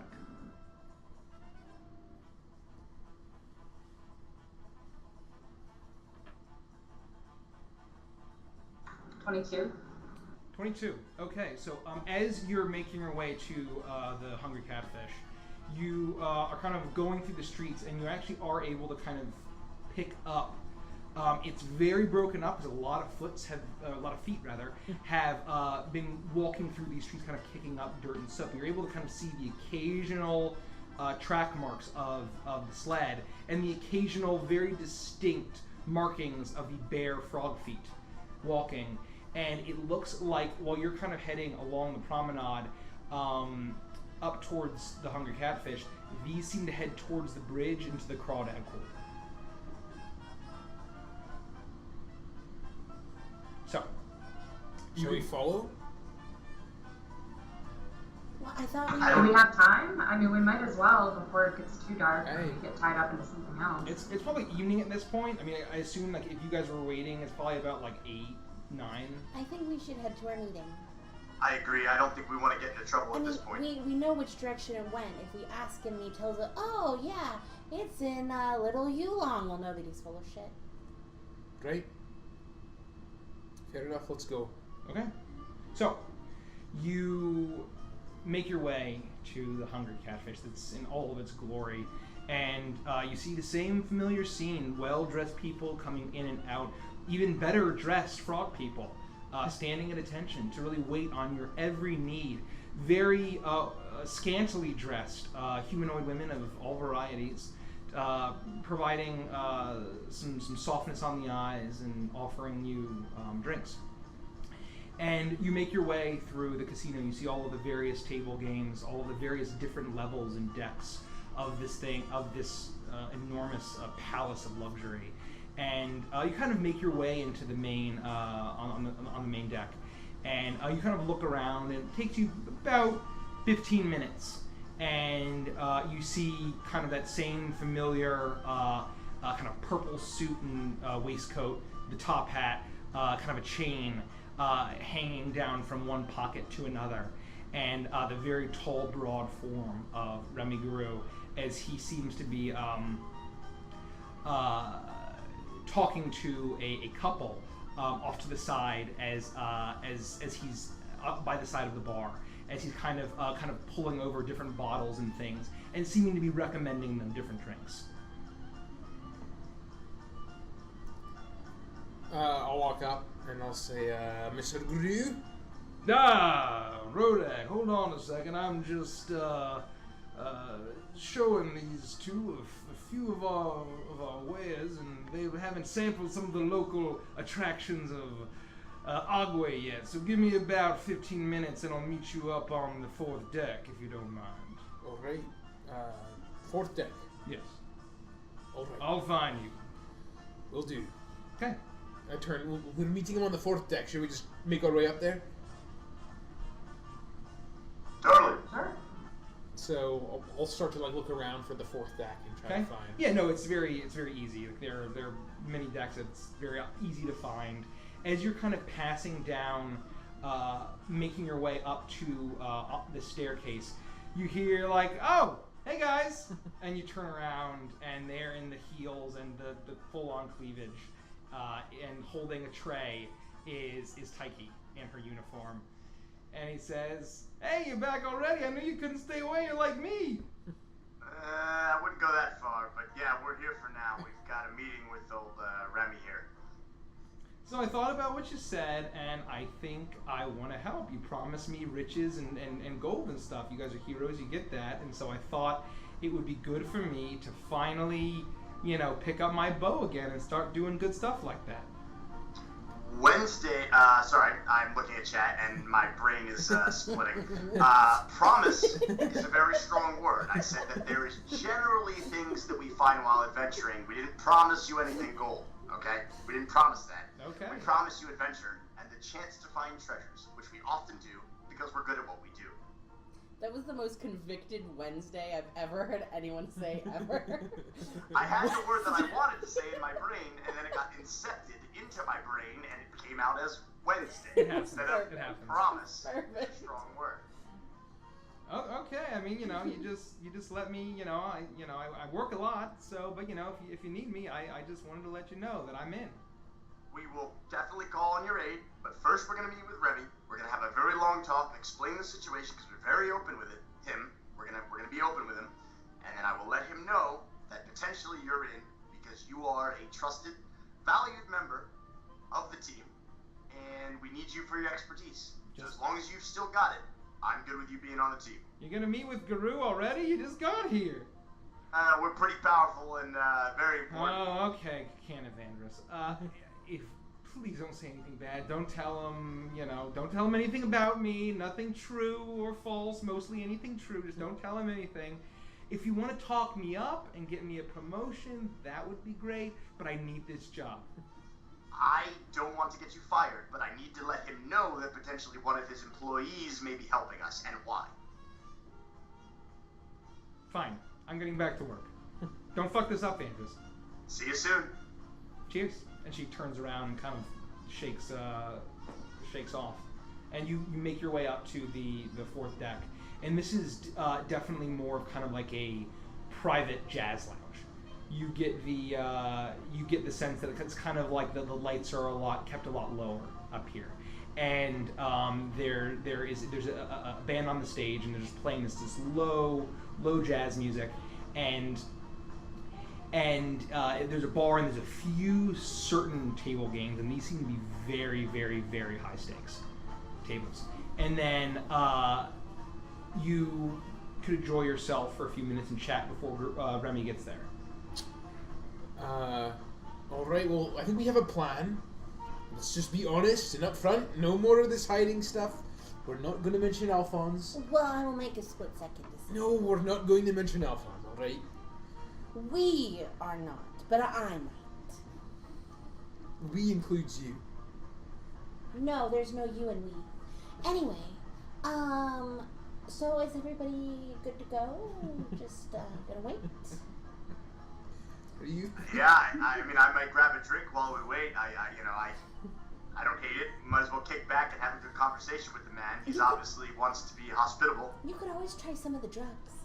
I'm not going to do that. No. I need to at least remain relatively sharp, and after seeing what it did to you two, I don't want any of that. Well, they had a third one that neither of us tried. That's okay. Do you know how many people would kill to kill me while I'm vulnerable? I can't let that happen. That's right. I can't think more than 3. You're making sense, lad. Sometimes I do. So, those of you that would like to enjoy a drink do, and you sit and you're chatting for a bit, and then you kind of hear the low gravelly voice that's like, Now, I hope you ain't charging my new good friends tonight. They drink free. And then the bartender goes and nods at him, and he says, "Come on back. I hope I didn't keep you waiting too long. You know how it is. I gotta make all of my friends and treat all my old friends especially well. But I am gonna treat my new friends even better. Come on back." And so he leads you down a kind of behind the bar. There's a very subtle door that he slips behind. And then there's a very narrow hallway, and at the end is a door, and he opens it into this private office that is just cluttered with all sorts of different like knickknacks and trinkets on all sorts of bookshelves. Very kind of plush, dark, like this black satin couch that's almost like a wraparound around this entire room, with a large table. And you kind of see there is a desk, but it seems as most of like kind of the papers and things that he has and like, you know, marks from glasses are kind of on this table by the couch. So he says, "Come on, have a seat. This is where the magic happens." Oh, gross. Okay, I'll sit down. I'll join Sylvie. Okay, so care for another drink? Mind that you need any refreshers while we're here? Oh, no, thank you. I think I'm good. Well, you let me know. We'll need it to refresh once we come to an arrangement. So, you say that you are heroes here for a price. Is that what Yes. I'm registering? Well, what I would say is that we would like to certainly take care of the problem that you're interested in taking care of, and we'd be happy to help you do that. If you would be willing to make some kind of trade, provide us some kind of value. Well, how can I do that? You just looking for gold? Gold would be nice, it certainly helps. But on top of gold, what would really help is information and access. Access. We know you're a really powerful guy around here, and I think that we could be beneficial to each other. Access. Well, I can make no promise of quantity until proof of delivery of whatever the fuck it is messing with my business. But I think I might be able to provide a little bit of access. I can tell the other three of the gangs to leave you alone, or else they answering to me. I'll arrange a council meeting. That's a great start. I think as far as more information goes, we mentioned vampire. You mentioned vampire. I'm saying this quietly. Very quietly. We could But- give it a code word like butterfly. Now, all I know is that lady a few rooms down the way from you had a bit too much to drink, a little too much fun, and she slipped away in the night. No butterflies or nothing. Okay, so here's my point. I have yet to meet something that I cannot kill. And together, we are unbeatable. Power and teamwork. Every fool But- has always said that until they meet the one thing that can kill them. Of course. My point is, we need information about what we're potentially facing. So if you know anything at all, call it butterflies or whatever, and maybe you share that information with us before we do our own research. Information. Look, we know that this isn't the first time this has happened. But we know it's the first time it's happened in your quarter. Which means that there's more information out there to give, and if you want us to be able to succeed, you're gonna have to offer some of that up. You wouldn't send out a group of mercenaries with only half of the information. What are you paying Heroes them for hire. I That's was right. comparing us to mercenaries, not whatever. Make a persuasion check with advantage because Vanders is insisting. Thank you, Vandris. Persuasion. Vandris. 22. 22. He thinks a bit and says, well, I like you. Something you should know about me. I am a shrewd businessman, and I don't trust easily. I will give you what I am comfortable. Nothing more, and I would pray to all the gods that you would not push it or me. Show some decency and respect for a man. Rodak. I think that's a very fair request. I think our goal here is to build some trust between us and prove to you that we really do want to help. But it would be foolish for us, like Sylvie said, to rush into battle against an unknown opponent. Well, what I can tell you is that these, he looks at Sylvie, butterfly happenings started about a month or so ago. Every night. Every single night. Definitely at night. Well, something don't matter none when they found the bodies. Generally it was in the nighttime. Others weren't found for a spell. But usually we've been counting them. And let me tell you, Ma Puckett's gators are real well fed. Is that... Wait, what? I think he's saying that they feed the bodies to the alligators, but that's probably best because otherwise butterflies can make cocoons. I don't trust none of them slimy motherfuckers, but at least Ma Puckett I know won't fuck with me. She's of the bayou as I am. So this is what you're doing to cover up the potential deaths? People come on vacation, they may be local, they have a little too much fun. They may wander off, leave their family, who knows what happens. All that matters is that nobody knows what happens. And you're covering this up every single night? Well, my grinning sinners do. Is that like an official, like, capital G, capital S, or is that just like a... Every gang has a name, gentlemen. And ladies. And your gang is the Grinning Sinners. Has a ring to it, doesn't it? I like it. Fair enough. It does kind of roll off the tongue. It's nice, I'll give you that. And So, where did this originate? Was it a particular district? Is it random throughout the city? I mean, where was the first attack? Started in Sunsteel. Just Sunsteel War. And then eventually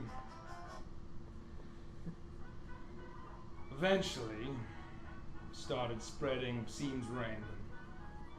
Can't make heads or tails of it now. Never nothing in the Magnolia Court. Magnolia Promenade. Is there any correlation or relationship between the victims? Not that I can see. All manner of race, sex, young, old, rich, and poor.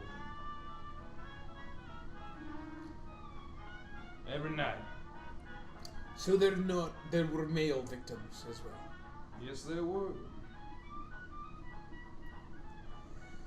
So it sounds like whatever this is, it just needs to kill a person once a night. That's the one common theme. Well, whatever it is, need or does or whatever. All I know is that it is doing a number, and I don't care for it. I will say that. Mr. Guru, is there a place that we can go to where we could discreetly research butterflies? We ain't big on book learning down here. I don't know if you noticed. Our main export here is cinnamon. Well, go ahead. So you said that it started in the Sunsteel Ward. That's not your territory. That's in a different gang's territory. Nah, no, the caravan runs that. I mean, all of them don't mess with me. All of them, final word is to me. I let them run their game. I run mine. They don't mess with my business. I don't mess with theirs. I'm a reasonable man. Do the other gangs, do they know what's going on, or have you been covering this all up yourself? Oh, they know. They know what's going on, but they're less concerned than I am about word getting around, so I've had to twist a few arms, you know what I'm saying. He reaches into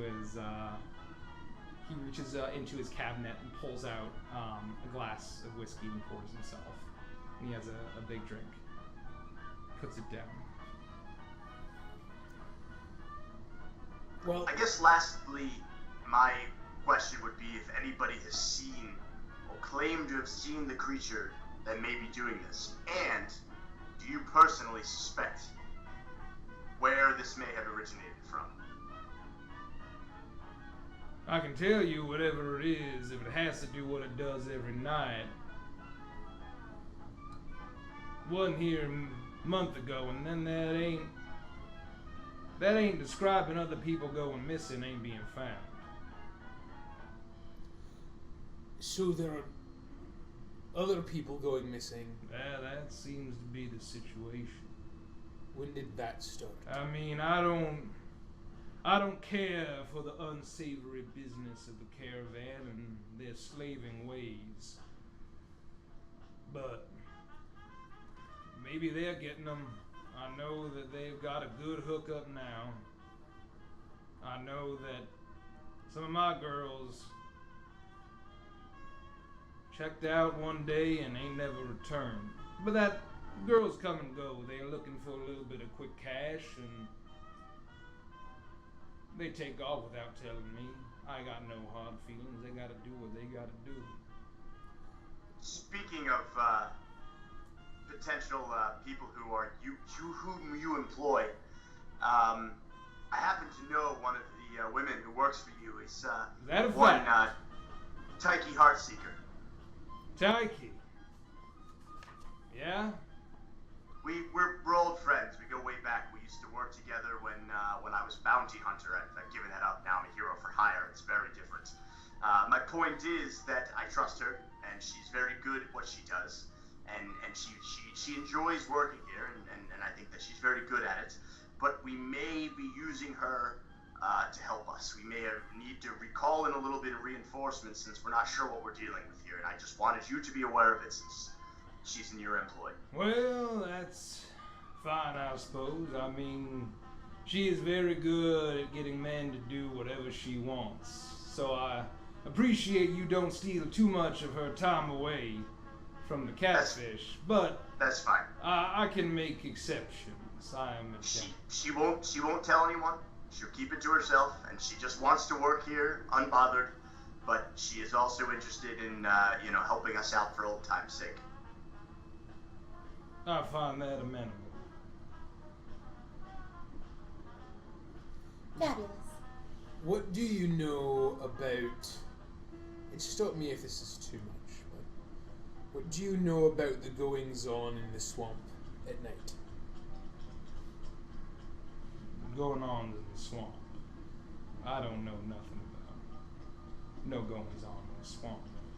You mean you got some fishermen, some hooples running around, trying to make some whistle running off, getting drunk, stumbling, falling into the bog and sinking, ain't never returning.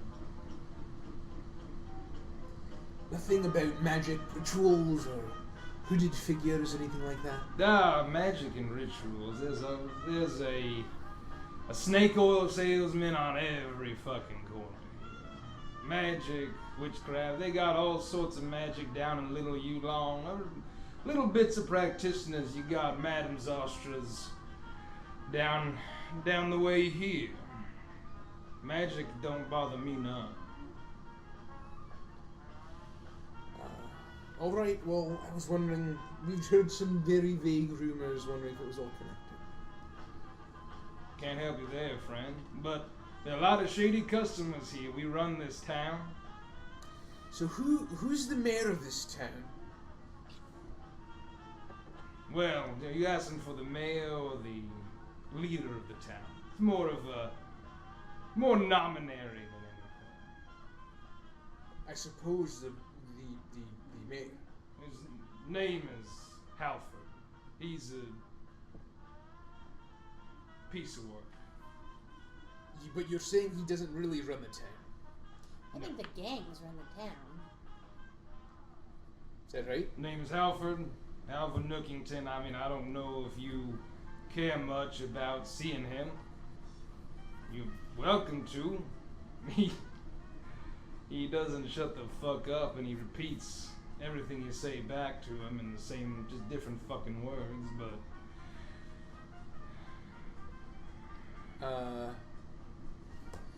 I'm just... For this access that we request, I appreciate access around the town with the other wards, but... do you think... If we happen to keep doing some investigation for other powerful members of the town, or related to other powerful members of the town, do you anticipate any kind of resistance? Well, that I cannot promise. Normally, the J Lotus keeps to themselves. They don't get that rowdy. They're deliberate. And then Ma, Puckett, and I, we go back. I can usually rely on her, but I don't trust her as far as I can throw. I mean, I'm a strong man. I cannot throw her very far, let me tell you. Caravan might be a little prickly. Your old boy Alphonse worked up a new deal with them, and they've been a little bit more emboldened lately. What is this new deal? Do you know the details? Running girls. Slaves. Yeah, similar to what he had with, you know. Is that something out of the ordinary to you? I mean, has he ever expressed interest in this before? Who? Alphonse, particularly, or do people come here often looking for that kind of business?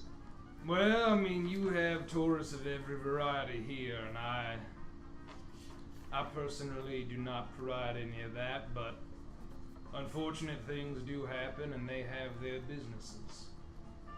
But I have only spoken to Alphonse a handful of times. He did not mention none of that, but I do know that the caravan cannot keep secrets from me. Grinning sinners are everywhere. Well, that's important information. Your gang is all over Agua.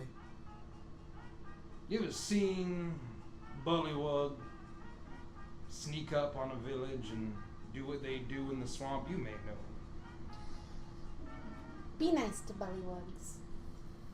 That's what my mama told me. Be What? nice to the bullywugs. You be nice, and you ain't gonna come to no harm, but let's just say they can slip in and out, not get noticed, and take care of business when I need it. And they don't talk. I noticed. Convenient on all counts. And just like y'all won't talk, you're gonna be as nonsensical about this butterfly problem as a bullywug. You understand? That we can do. Of course. So, if you're looking for a place to cause some trouble, you fuck up things too much with the caravan and start causing a problem, then it becomes my problem. But if you're looking for a place to be your man Alphonse, that's what I know he doing here. Comes And it around. started when he came here? They always running slaves in and out of the town. That has been a happenstance, but he seems to be quiet. He is getting them delivered to his home. From what I can tell from my sources, yes. Is it nightly? Have you learned that? All I know is steady. Alright. Got ships coming. Ships seems like almost weekly at this point from Neckbed. But like I said, the only reason I have the grip that I do is I don't ask too many questions or interfere with the other leaders. Alright. Well, Ragara's not one to take kindly. Gara? Ragara. Is he, she, She. She's big and red. You ain't gonna be able to miss her. of the caravan? Yeah. She's big and red. Alright. Is she a dragonborn? How did you know? I don't know. It's the red part that got me. I guess that would be true. Do Dragonborn deal often in Gauntsmith? Goldsmith, I don't know. No, a lot of the Sunsteel Ward is all Dragonborn. They do what they do. A lot of defectors from the war down there. I just asked because we happen to know of Dragonborn. I just know the creeps that show up from Goldsmith to hawk their gross fucking fish. I don't buy the stuff myself. everything's locally sourced. All of the provisions in my restaurants are all local Agua. All right. Well, I think you've been very forthcoming, and we greatly appreciate it. And we will not mention a word about. I appreciate that. And you can, if we come to an agreement, this has been amenable. I would like your word that you ain't gonna speak a lick of these butterfly incidents that have been going on. We won't speak of the incidents, but we will be contacting someone back home for more information on vampires. Just so That don't mess with my business, so I don't care. Perfect. You do that to your tiny little heart's content. Lovely. Thank you very much. If we need to speak with you again, should we just show up, or would you like us to schedule an appointment? If I ain't around, you can find me in the catfish most of the time, but if I ain't around, you ask any of my little ribbity friends, and I'll find out. Alright, we'll just drop in then and go from there, if need be. Sounds like a plan, heroes. And it sounds like this could be a beginning of a very lucrative relationship. I agree. Well, you know my rule. He pours out 4 additional glasses, pours out a bottle. Now this is much better than the shit that was in my flask. Pours each of you a glass, slides it over. He reaches out to shake your hand, Rodak. We have a deal. Avantris True Strike. We have a deal. Ladies, Sylvie Flicker. We have a deal. And Annulin Mossgrove. We have a deal. Yeah. Don't leave me hanging, darling. Shake a poor sinner's hand.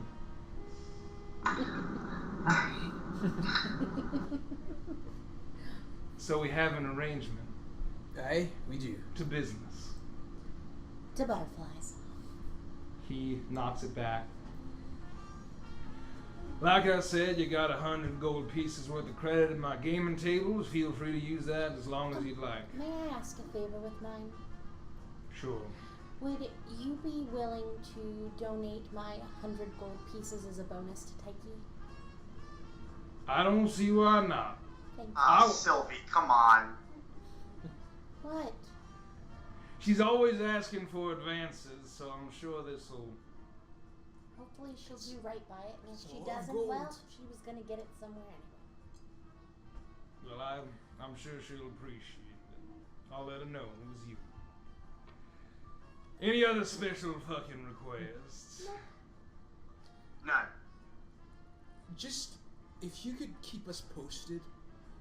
I don't know how you can do it secretly, but you know where we're staying now.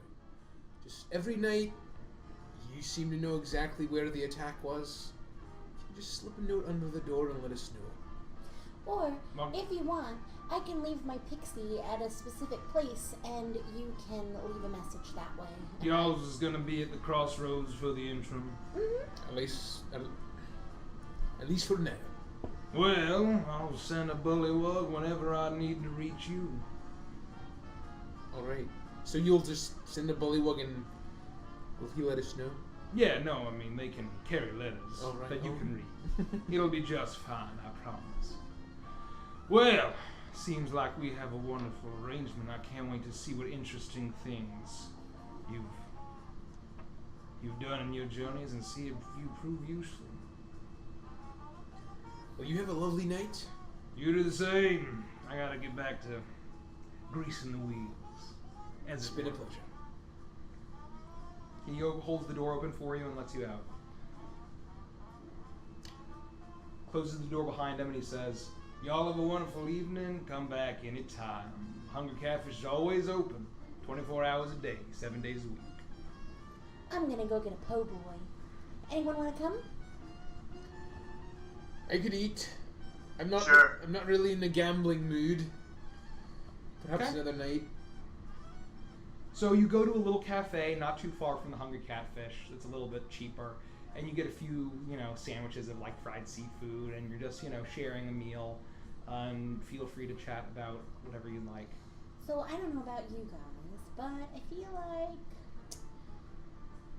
I don't want to go tomorrow. LeBlanc makes me nervous.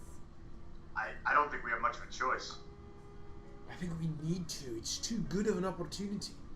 Well, I mean, Agreed. if that's the case, then I think we should just get some rest tonight, tomorrow, and just go for it, because what are we gonna do tonight? Nothing. I don't want to I be agree. I don't want to be tired and off my game when we have to talk to him, because he's a shady, slimy, shadowy stickler. Well, from what we think, right? I mean, look, I know that Look. he's heavy under our suspicion, but the one time that we actually met him, you know, he was very pleasant. Whether And- he's a and- Dracula or not, he's having women delivered to him that never Totally. return. So Not good. My point is, we don't have a choice. We can't skip this meeting. There's no way. I agree. And we'll see what it brings. We'll see what shakes out. I mean, the only thing I could think to do at night is just to somehow get a glimpse of this vampire. But where, right? I mean, Right. it's random. There's an entire city. There are 4 of us, 5 if you count Gloomy. I mean, we can't cover enough ground and hope we get lucky, and then waste all night, like Sylvie said, and then be tired tomorrow. It's not worth it. I think we just cut our losses here. We get ready for tomorrow, and we're on our game, and maybe we discuss what do we say to Alphonse, right? I mean, he's gonna probably ask us questions, and we just want to make sure that we don't mess anything up. So we got to make sure we're all on the same page about what we tell Alphonse. Right? I don't know what he'll ask us, but we need to be ready.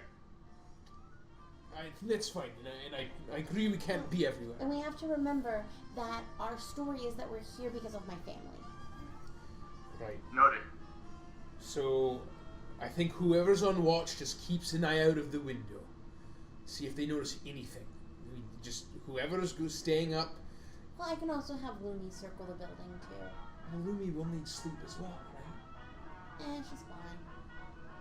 I think if I take first watch and Amulin takes second watch, we all stay in the same room and we have Lumi to help, we'll be fine.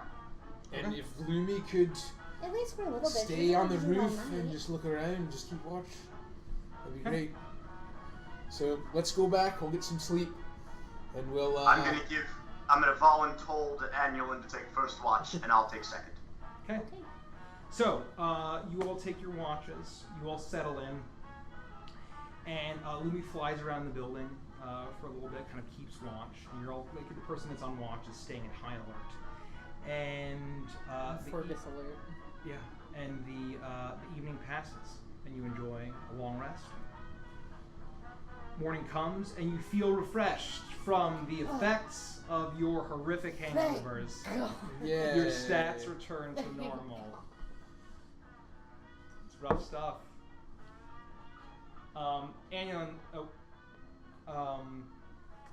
So, you are awake in your suite, and it's the morning. Shortly after you wake up, you hear a little light rap on the door. Who is it? Letter here for you. Okay. I'm gonna, in my pajamas, run over and open the door. No Okay. nightcap on. You see, this time it is a kind of middle-aged human woman. She hands you a letter that has kind of this gold seal on it, and it has kind of a double scale in the emblem, and it says to the heroes of Gullhaven, and she hands it to you and says, "There you go. Thank You're you. welcome," Bye. and zips off. Guys, we have a letter. This Does it have the same seal? No, this one's gold. With Okay. scales on it. Who's it from? Well, I don't know. I haven't opened it yet. Do you want me to? Go on. So I'll open it now. You open it, and the front, rather kind of that same glittering, swoopy handwriting from LeBlanc that you saw. This is very curt and tight, like thin black letters. And it says, Hello, heroes. Bad news. Unfortunately, Alphonse was pulled away on business this morning and will not be available until supper. Same location. Oh, shit! Yo! Would you please meet us at Cafe Commandant at 8 p.m.? We'd love to join you for the best that Agua has to offer. Sincerely, Laudna Gilder. P.S. Of course. P.S. Sincerest apologies for this delay. Alphonse is a very busy man. Ugh. I'm gonna toss the letter to the guys, and I'm going to immediately run out in pajamas, and I want to head down to that weird guy that was trying to sell me the Ring of Attunement and everything else. Okay. And is he there?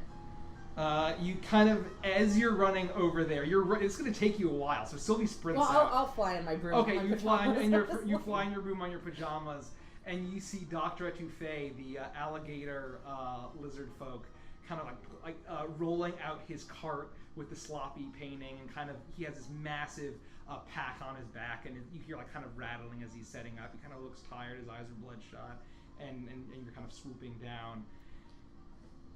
Hi. Hi. Hi, I want to give you money, but only if you can help provide me with something I need desperately. Do you What do know you need? where I could get a scroll of purify food and drink? Scroll to purify food and drink. Yeah, you gave me a cool one to summon demons the last time. I did. Yeah. And it was totally totes worth the money, bro. But I was Good. hoping that maybe I could get one for purifying food and drink. All right. Well, I mean, if you're looking for spell scrolls, I mean, that'd be a little you long. Is there a location specifically, like in the shop? Yes, there is. Hold on, let me refer to my memory. Sylvie's delivery service. That's amazing, Derek. It's amazing. That, of course, would be the wonders of Shishi. Oh my gosh, thank you so much. And I'm gonna toss him 10 gold. That's for the information. You're Right. lovely. And then I'm just gonna fly Hey, away. What to do? You're lovely too, darling. Okay, well, all right. Okay. I'm gonna go back to the guys. Or to the gang. Okay, you fly back to the gang. Sorry, if we're gonna have dinner, we need to make sure that whatever we eat is not poisoned, is not awful, because the last time we tried to have dinner at somebody's amazing mansion, Avantris burnt the whole thing down because everyone was afraid to eat. That's true, I did do that. So we need to make sure we have a scroll to prevent that. Does it work on self? Because I think we're on the menu. Well, you might be. I will get away. And then I will have a ceremony for all of you. It is worth noting that they did mention a specific cafe. So while I think that the precaution is good, it does appear to be potentially neutral territory. We're not meeting directly at his house. Yes, but I don't trust it. Totally. Maybe we should scope out the cafe and get a lay of the land before we go there tonight. That is a brilliant idea. I like that. And like breakfast. Ooh. Okay, yes, that's an even more brilliantest idea. I'd be down. Let's go. And then do you guys want to go to that magic shop in Little Yulong so that we can buy scrolls so that Avantris doesn't burn the entire place down? I'm not opposed to just burning it down regardless. No. We can take a look around. I guess heroes don't burn down random mansions. To be fair, that mansion had rats in the walls. Yeah, but you started burning it down before you knew that. Anyway, semantics. Let's go. I want breakfast. Yeah? Or do we have more to talk about? No, I think that's right. I'm trying to remember. I just had the realization. Weren't we supposed to last night? Weren't we going to? Did we ever stage or like post outside of the shrine? We were gonna do that last night, weren't we? Yeah, no, you didn't do that, so. Well, with all the Dracula stuff, I totally forgot. It's fine. Yeah, because we talked about the fact that we couldn't be sleepy for a meeting this morning, which, coincidentally, turned into a nighttime meeting for a nighttime Dracula. Well, and I just totally slipped my mind with a horrible realization that there was someone killed right next door. It makes sense. Anyway, Let's go have breakfast and we can scout the place. let's do it. Okay, so you easily get directions from the concierge at your hotel to where Cafe Commandant is, and it's actually not that far from your hotel. It is just like right down, like two streets. Probably takes you 10-minute walk at most, and it's a very charming building with kind of this rich navy blue color, and it kind of has this theme of this kind of like this charming and welcoming, but also has like kind of this cutesy faux military vibe to it. And you enter, and it's fine dining. It's not like completely like the top of the top, but very very clean. And you go and you see the menu. It's not the cheapest, but it seems like Do they have like a hostess at this yeah. place? Okay. So like they have a hostess, and you can walk up. Are you just gonna have brunch there? And Well, I would want to. Excuse me, we Yes. have dinner tonight with one Oh. Alphonse LeBlanc and one Laudna Gilder, and I just want to make sure. I have the that- reservations. Wonderful. Do you happen to know what's on the menu for tonight's dinner? I just want to make sure I don't spoil it by eating something similar for lunch. We have a variety of foods on. Oh, the no, menu it's not tonight. specifically prepared for us? We get to order what we want here? Yes, I mean that's how this Oh restaurant my works. gosh, this place is so fancy, Rodek. Thank you. We recommend the steamed crab tonight will be our special, but there's a variety of things you could enjoy. Lovely. Who owns this location, by the way? The owner of this location is.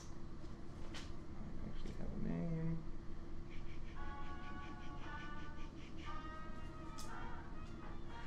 The owner of this place is Louis Boudreau. Louis Boudreau, what a lovely name. Yeah, sounds like Buttrow, which is my favorite name. Would it be possible for us to see where we'll be seated this evening? What was that? Where would we be seated this evening? We were going to have you on our top floor in one of the nicer side rooms. The reservation requested privacy, so there will be separate doors. Wonderful. Thank you. You're welcome. And would you care to join us for brunch? Yes, I think we would. That sounds lovely. Okay, well, and then you go and you enjoy a wonderful brunch. We'll say it's probably, with everything you're getting, 10 gold pieces each. Each? Yeah, you're probably getting a lot of alcohol. Okay. Well, yeah. Mimosas. Do they have those?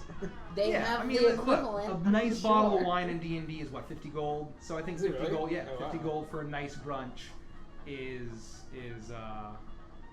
appropriate. I'm and with you, Mike. And so you enjoy it, and you're any kind of standard brunch fare that isn't like too modern, you would be able to enjoy. So your preference, you're kind of starting to understand that the food here in Agua is probably better than most of the food you've had elsewhere. I mean, you've had plenty of great food that you love, but they take food here very seriously. It seems every meal that you've had it seems to be prepared with extra care, and the flavors are incredibly vibrant. And so you finish brunch, and you are, it's probably at this point maybe 1 in the afternoon. Well, that was lovely. It was lovely. I guess that would have been breakfast then. So it's actually probably more like 11. Apologies. Would have been breakfast and lunch. Do we want to just take a look around? We could go to look for that scroll you were looking for. Yeah. I don't know if it's worth asking around the Sunsteel Ward to see if we can get any information on whatever Alphonse is running, but I don't know if we want to open that kind of I worms was just thinking yet. maybe not right before he's gonna have us for dinner. Right, that's fair. That's fair. Well, I think sending Annulin around the perimeter, and maybe even Avantris, and have them just scouting out all of the exits, so that worst case scenario we know exactly how to get out. fair. Okay. So you do that, and you scope out all the exit. There's an exit. There's a number of balconies, and each of the balconies there's an exit from. There's outdoor seating and indoor seating, and you're able to find that there's like a fire exit from each of the balconies. So you kind of just you scope out the whole joint. I'll just say that you know all the different exits, and it's all. Is it only 2 floors, like a top floor where the balconies are? It's 3 floors. 3 floors. Yeah. How much damage does a 30-foot fall do from a 3rd-story balcony? It's actually not that much. It's like, what, 3d6? I wouldn't think so. 3d6, I think, or maybe, is it every 5 feet? I think it's every 10. Every right? 10? Yeah, it's like 3d6. It's not, I mean, yeah, fall damage is pretty shitty in 5th edition, but what are you gonna do? 3d6. Yeah, 3d6. Confirmed. Thank you, Derek. Okay. I'm surprised you even take 1d6 for falling 10 feet. Yeah, you know, you could hurt yourself. Yeah, you could like roll your ankle. My ankle. So, you are now out in the Magnolia Promenade, and what do you want to do? Well, perhaps we should. Do you want to buy the scrolls? Let's go. Let's I take a mean, I look at think we it. could at least look and see what they have. Okay. I mean, I don't want to go into this meeting with him completely blind. That's fair. How do we discreetly use a scroll to purify the food before we eat it without offending our hosts? Well, what I was thinking is I would just transcribe it into my book of grudges, or like tape it into my book of grudges, and then just open it and say I'm writing down a grudge that Rodek has done, which is so normal, and I would just read it to myself, and then I can cast the spell. So I'll have to be tricksy about it, but I think I can manage. What level is Purify Food and Drink? I have no idea.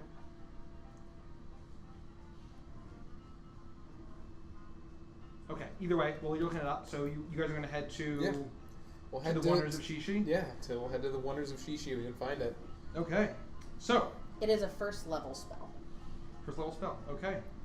So, let me switch my music here.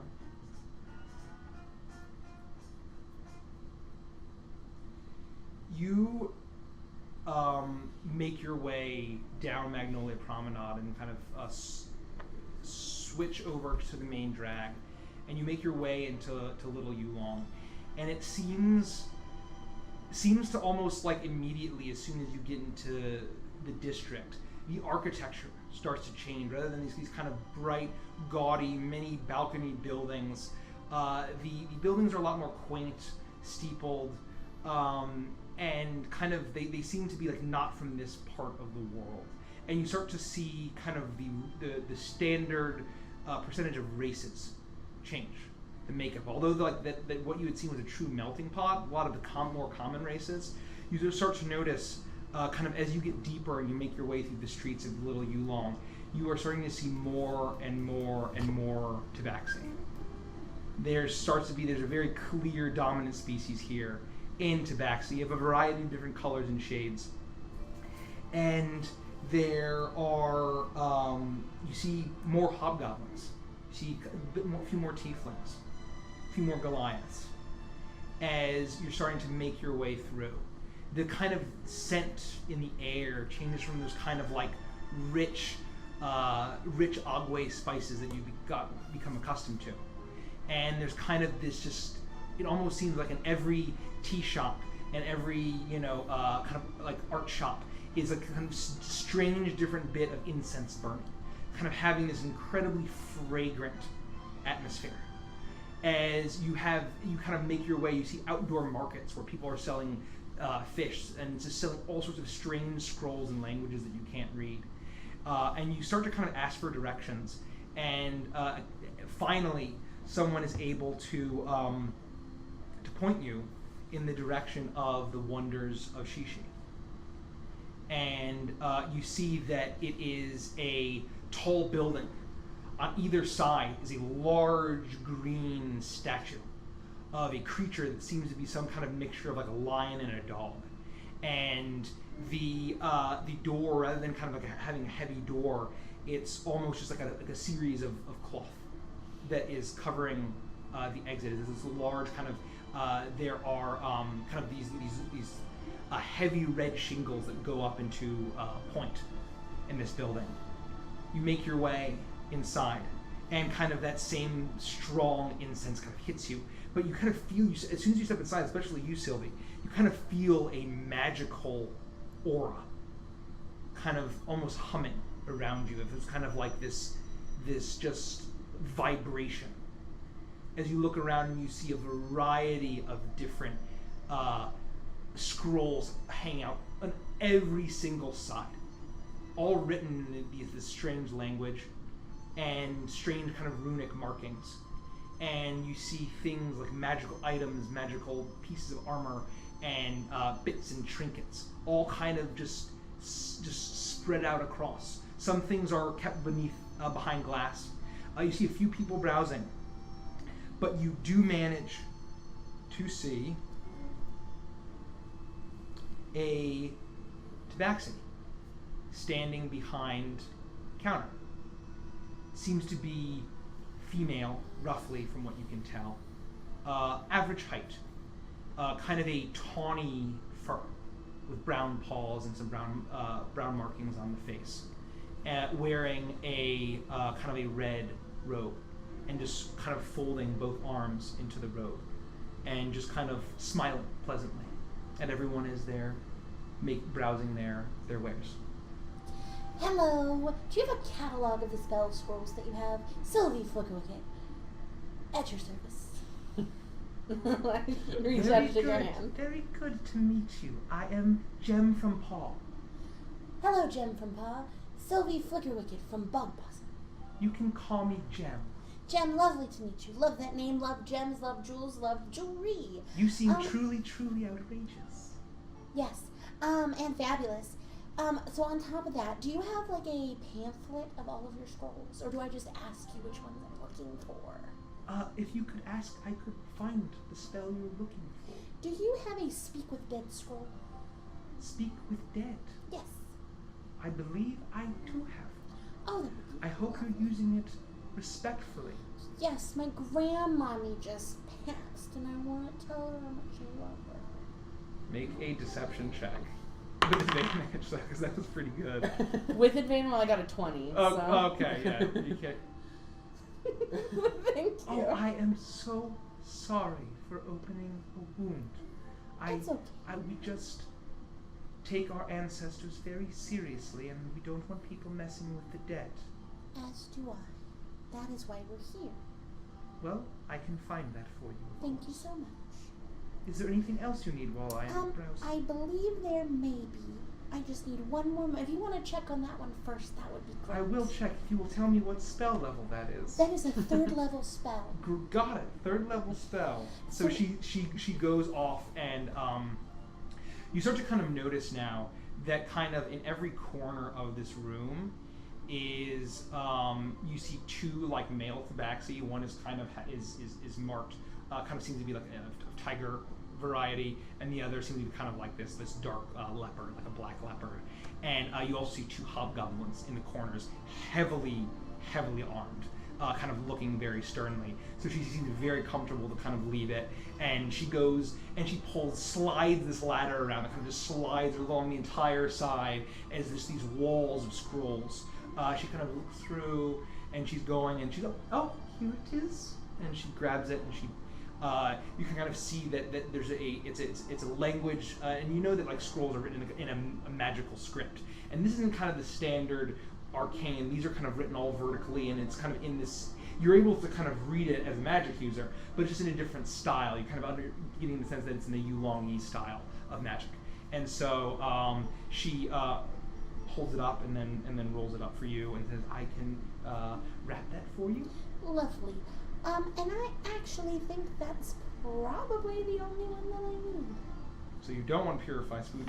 No, so outside of it, it has to be on my spell list, so I can only cast spells that are on Bard and Warlock spell list. That's on the Wizard. So Wizard, Cleric, and Paladin. And since I'm none of those, no, I cannot. So I realized that as we were going there. So okay, so allow me to just. Also, maybe do you have a Zone of Truth? It's a level 2. We do have, let me see if we have that in stock. And she goes and checks. for a second as I look at this, okay? Level 2. She looks around. Oh, I'm afraid we are all out. That's perfectly fine. Apologies. The speak with dead is more than enough for today. Here you go, and that'll be 200 gold pieces. Okay, I can do that. It is wrapped in this beautiful jade-colored ribbon that she hands to you. Thank you very much. You've been very helpful, and I'll make sure to let my grandmammy know that you helped me. You are very welcome, and if you have need of any magical items or scrolls or any magical services beyond that capable of most of the people in this town, the Wonders of Shishi is the establishment you should come back to. Lovely. Thank you. I'd be happy to come back to the Wonders of Shishi anytime. Much appreciated. Safe travels. Thank you, you too. Did you please want to look for anything in here while we're here? I guess while this was happening, I was kind of screwed looking the around. mooch. I think that's the terminology. You screwed the mooch? Yeah, I screwed the mooch because I was coming for something else, but I was wrong. I don't know what a mooch is. You spent 200 gold. Hopefully, it was. Well, I know, but I realized that was actually probably much more helpful to me in the future. Well, and I will tell you about it later. So I look around. Okay. And I guess, do I see anything? So you see like sets of armor. You see a few weapons that are kind of like in this style, like in a style that you're not really familiar with. You get the sense that it's all Yulongi's kind of forgery, or rather not forgery, but forged weapons. But you know, different bits of armor, and we can like talk about, you know, if you have an interest in anything that you're aware of. Any kind of like magical plate, I guess, would really magical plate would really run you a lot, right? Would run you like a lot. I will need to. Oh, could I see what it would cost to sell my my wand of the witch? My plus one wand of the witch. You could show that to her, yes.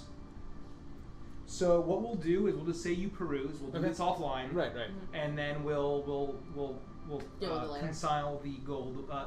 You do however, notice that there is a kind of back room that says members only, and you see that there is kind of these hanging beads that fully block this back room. On either side are the two tabaxi that I described previously, and they're standing. It says just members only in common. But that's like the main thing that you notice in addition to all the magic and weapons and armor.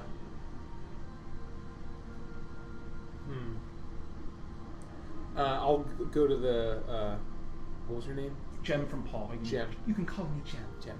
She's truly outrageous. Jem, I've done a bit of looking around. Beautiful, beautiful store. Are there special wares in the back there? It says members only. Do you some kind of store membership? We do have a store membership, yes. And it does bring a discount on magical items. But primarily the service that we offer is our teleportation service. If should you be able to use it, we have a permanent one in the back there. To and from where? Is anyone in particular? Just to come here, if you have the desire to come to Agua. Oh, we might. We might. Is there a cost, I assume, to use this? Yes, it is 500 gold pieces for the year for each person who would wish to become a member. Quadruple woof. I think that's fine. And we get a discount in the shop? You do, yes. Could that be applied proactively if I just recently purchased something but hadn't been told when I came into the shop that there was an ability to have a discount? Yes. I mean, no, I so apologize. Oh, people coming in for scrolls fine. usually are not interested in membership, especially people from out of town if they won't be here. Becoming normally like I said, business I have travelers. family in the area. Oh, very From good. Bob-Possum. Of course. Yes. Well, I'm of Emo. course. I will apply that discount if you would like to become a member of the Wonders of Shishi. Would you like to do it? We have the gold for it. It's 2,000. How much It gold may do come in handy. How much gold do we have? We're at 19,000 before we sell all of the excess stuff that we don't need. Holy hell! I think we should do it. All right, let's do that. Done. So that'll be 20 gold off of yours, young lady. Okay, so I'm going to The add 10% 20 discount. more gold. Lovely. And then I will provide you with, do you take gold and platinum? Can we pay in platinum? Of course we do. 200 platinum, right? That's what it would be? Yes. I'm not bad Well, at math. 200 platinum minus the gold that you got. I already okay. deducted the Got gold, it, so I got it. added 10 back. Got it. Okay. Or Okay. 20 back Yeah. because it was Yeah. 200 and then deducted platinum. Very good. So allow me to get your badges. Lovely, thank you. She goes underneath the desk and pulls out this beautiful, like polished oak box. This kind of like rather a cherry wood, I guess. This reddish polish, and she opens it and she pulls out a number of oblong, almost like coins, but they're this beautiful. They seem to be carved out of jade, and on either side is the effigy of the same creature that was the statue, that green kind of lion dog creature. And she hands one to each of you, and you can see that there's a little hole on one of the ends, and we can turn that into a necklace if you would prefer as well. And she shows you kind of this lovely red silk band that you could tie together to wear around your neck, or use it as a coin in order to kind of show. Is there an additional cost for the necklace? No, it's included. I would love a necklace, please. And Yes, please. very well. And she does it for all of you. I And can so keep it safely she ties tucked it. in my boobs. That's a very great place to store them. Yes, that's where I keep most things. Chicken wings, small animals, jewelry. Lovely. Well, here you all go. All you have to do is show that to our lovely help, and they will let you into the portal room. Do you provide the fine, high-quality chalks for us to use to potentially do, or is it already inscribed and we're good to go? We just have It's to. been inscribed for years. Perfect. Thank you. I'd like to turn to the rest of the gang before we head in there and say, which one of you guys has the worst investigation checks among us? Only not in those words. Less metagamey. Probably me. I'm really great at it, actually. Alright. I look at Anion and I say, well, you're an elf. And I say, here, Rodak, catch. And I throw in the eyes of minute seeing. I can't be wearing those. I've got the watch. I'm watch guy now. I'm not eyes of minute seeing guy anymore. So just consider it a gift. All right. Those aren't attunement, by the way. Oh, these are attunement. We Bullshit! talked about it How last many time. items do I own that are not attunement? Yeah, I'm pretty sure we talked about it last time, and they weren't attunement. No, We'll talk about it. they are uncommon. They're Yeah. just a wondrous item. They're not attunement. attunement. Yeah. So Well, you know what, Rodak? I'm feeling generous because sometime in my future, I have the feeling that I'm not going to need those anymore. So keep them, please. Are you sure? I mean, you use these a lot. Yeah, well, I've gotten a lot better. My eyes have gotten better. It's amazing. So you can hang on to them for now. All right. Well, thank you. I do tend to investigate and do terribly generally, so these will come in handy. Thank you.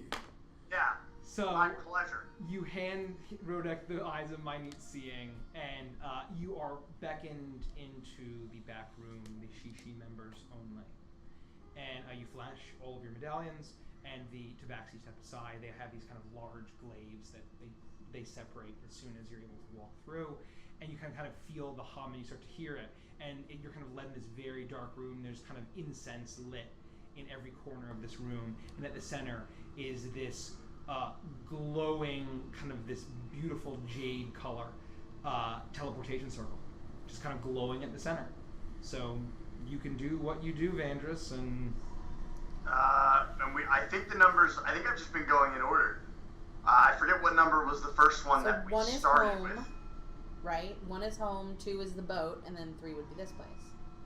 I believe as long as it didn't start at 12, which I think it started at 1. 12 I forget. was Orpheus's lair. Volcano we We was spelled right. it. So one was already locked as the his hideout. Right. So that's still in there. So 2 is home. 2 is home. I didn't think there was anything permanent on the boat. No, nothing's permanent on the boat. Right. No, you use it to be ready to. A Correct. permanent one He left the boat. is different from whatever. Oh, So. okay. 12. Right. 12 is the mansion. I wrote it 12 down. is the mansion, 2 is Orpheus' the safe house, 3 or whatever. 1 number is you- Orpheus' safe house, or 2? 1. 1. Okay. 1. Oh boy, this is getting So then this complicated. would I'm be gonna 2. write these down. Yeah, you should. So 12 is home. 1 was the volcano lair. Correct? No, Orpheus' hideout in Goldhaven. Then 2 was the volcano lair. It's fine. It's fine. There's So no. now 2 Yes. will be Agua. So you attune to it. You spend a minute attuning to this, right? I think it's a minute. And all of a sudden, the pocket watch kind of rattles, and then in the 2 slot, it starts to kind of glow this green, this jade color. And you are now attuned to that teleportation circle. Lovely. Okay. I think that was money well spent. I'm glad we came here, even if I Agreed. did screw the mooch. I don't know what that means, but it seems like this was well worth it. Yeah, it's just an Agwayan saying. So now if we need to get back to Goldhaven and then back to Agua, we can do so very quickly. Correct. Shall we let Captain Isaacs go home then? Well, no, because then if we need to leave from here to not Elsewhere, go to that's Agua, right. we don't have our boat. That's so right, that's I would kind of like to have that with us. You're right, just in case he needs to take Yeah. us He's elsewhere. also being compensated well. I don't think he Right. minds hanging You're right. out. He literally gets to gamble and eat po' boys all night. That's so fair. I think he's It's probably not a fine. bad gig. Okay. So you're done with that. You're back out on the streets of Lil Yule. Shall we just take a walk around? How Sure. long does it take to attune to an item? Is it a long rest or a short rest? Short rest. Okay. I want to take off my hat and I want to use a short rest to attune to the helm of telepathy. Okay. So what was the helm of telepathy? When wearing this helm, you can use an action to cast the detect thought spell, as long as you maintain concentration on the Did I spell. give that to you? I literally don't ever remember that. And then I don't think so. When We was did. that? I don't know. I just have it in here because we got it. That Go back doesn't and sound watch right it. to me. No, there was never a helm of telepathy. We'll talk offline. I'm sure there was. I had 2 of them in here because I accidentally Does added Derek it know? twice. Derek's watched So every I episode. literally Yeah. I'm saying good night. Oh, good night. Okay, well, No, I think she's saying goodnight to Folly. Oh, good night, Good good night, Folly. Folly. Good night, Folly. I do not believe I gave it helm of telepathy, but I will double check, and then we can discuss. So if you can attune to it, like that's fine. Okay, so you're out on the streets of Little Yulon. Well, shall we just enjoy the area until the evening? Take a look around? We haven't really had a Am I chance. the only one who's freaking out about tonight? I feel completely unprepared. I feel like we're walking into our death dinner. Well, we've got our friends. We've got each other. We've got our trusty weapons and armor. I'm certainly not going to give any of that up. And we've been through worse. So all we can do is, while this feels very uncertain, I think that this will hopefully shed a lot of light onto what we're looking for, and that's all we can hope for. We can be on our guard, and we won't let anyone down, and we'll make sure that we'll protect each other like we always do. I mean, what else can we do? I don't think he's going to try to kill us in the middle of the town. I really don't. You don't think it's suspicious he asked for a private room? For this private, spontaneous dinner that should have been in the daylight, now it's not? I mean, everything he does is suspicious, but that's why we have to meet with him. We don't have a choice. Of course, we're walking into the figurative lion's den here, or vampire's den, if you will, but we don't have a choice. We have faced unbelievable otherworldly things, and I refuse to be scared, because I'm never scared, of some guy that might be a vampire, some woman who might be a vampire. We're gonna we do everything else, and we're gonna come out on top like always.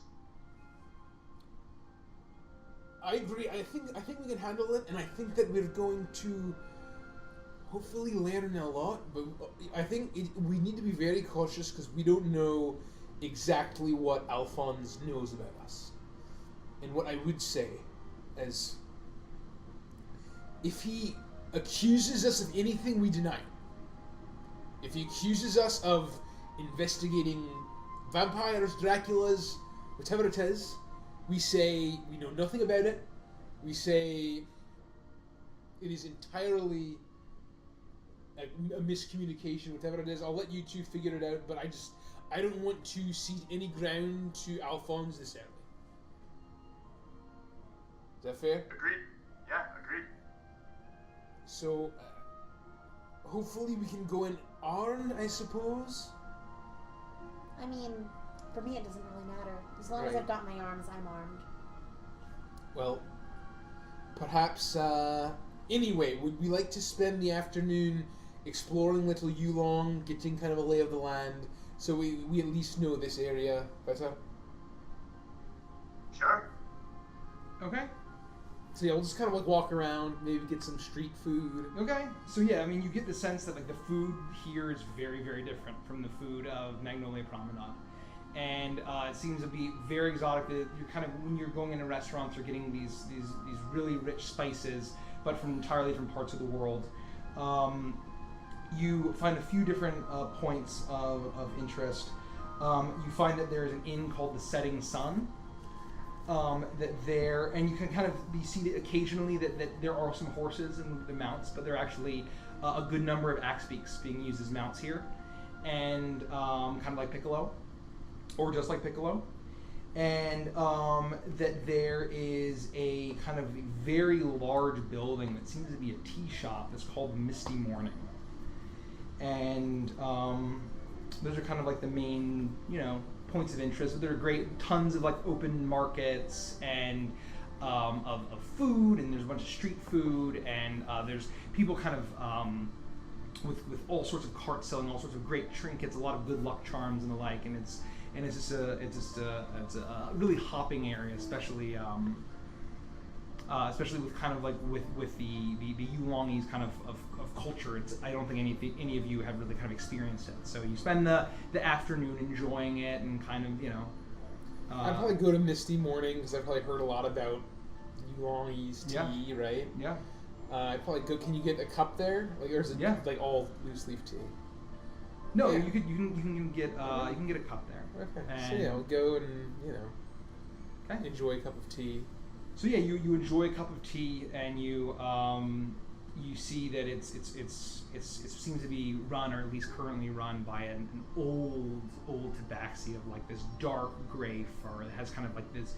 His whiskers are long, kind of over a greenish robe, as he pours you his tea, and he pours all of you, and he says, "Newcomers to Agua, I can see." Aye, we are. This is our first time here.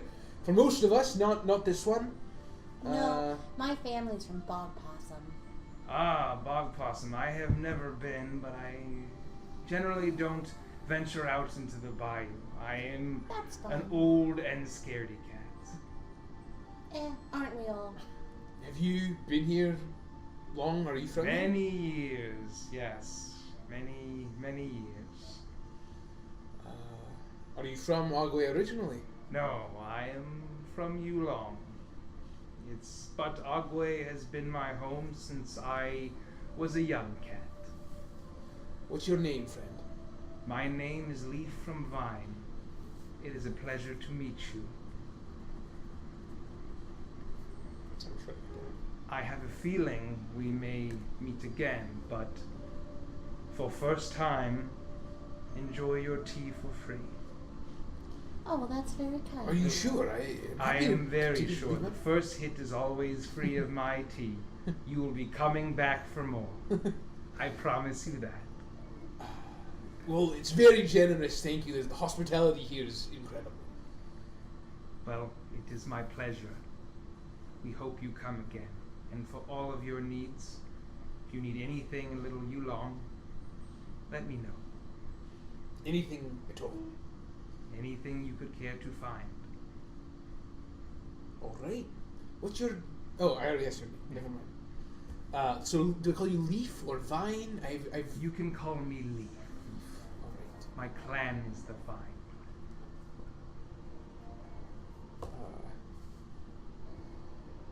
All right. Well, thank you. You are very welcome. I guess we leave. Yeah. And we'll just sort of wander around until evening. Anything anybody else wants to do? Anulin, are you feeling all right? Anything else you want to do? How far is it to, shit, what's it called? Hold on.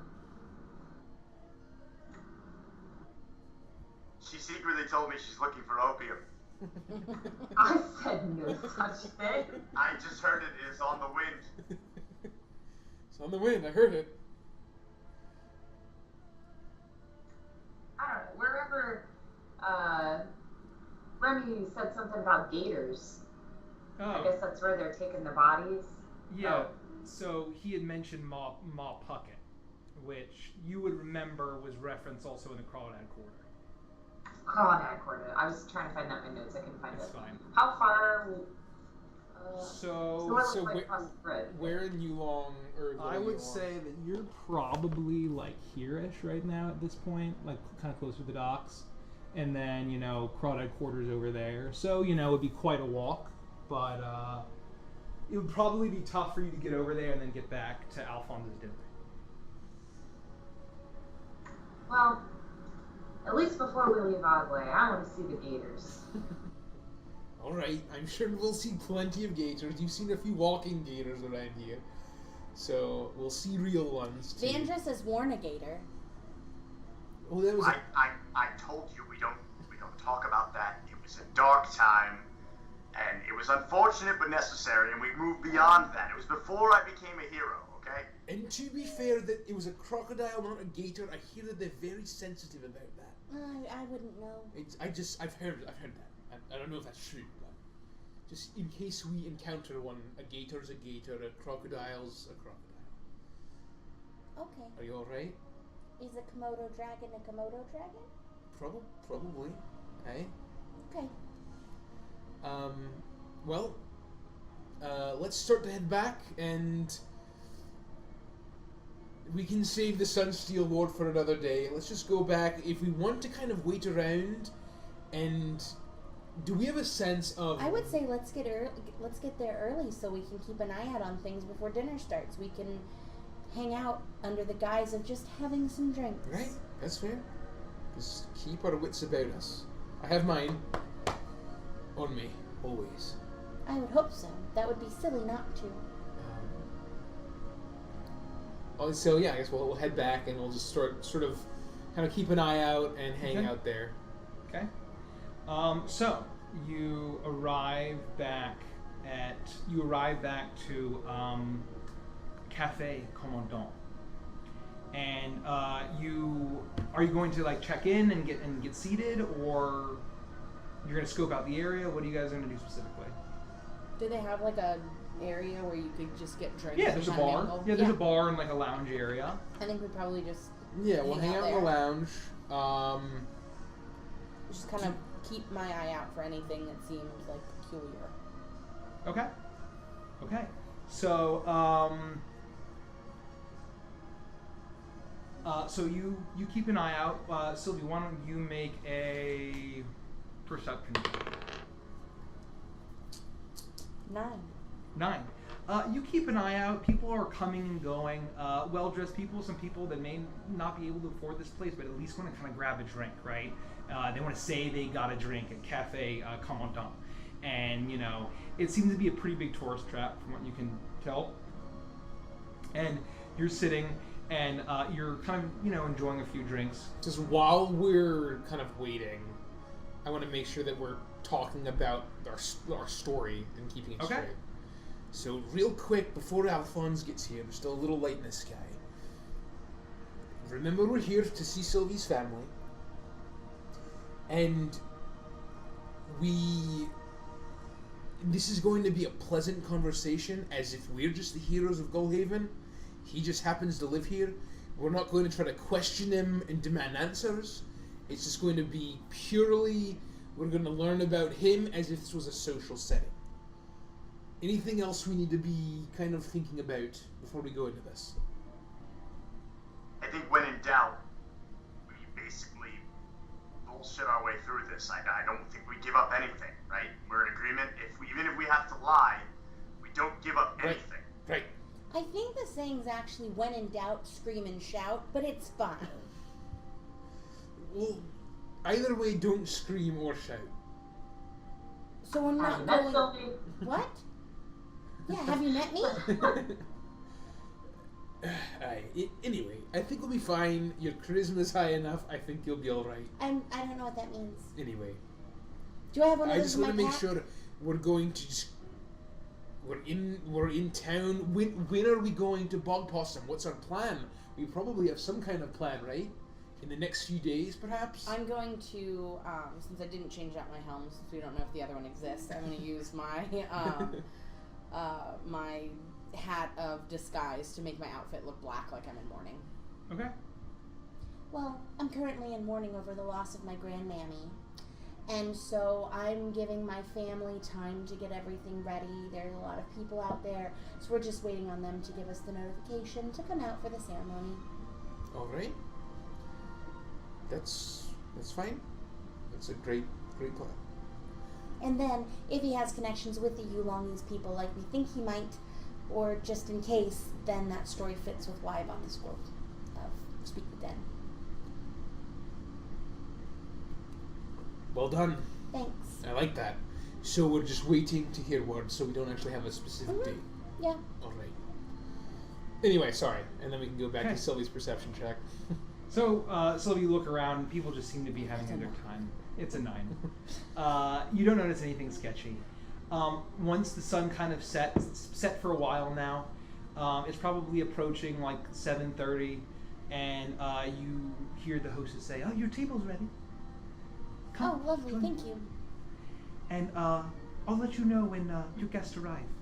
And you're brought up to the top floor, and brought aside. That you can see that there is a table, like it's really barely a separate room. It is kind of like 3 walls with like a glass door that closes, and a table inside with enough room, a good number of chairs.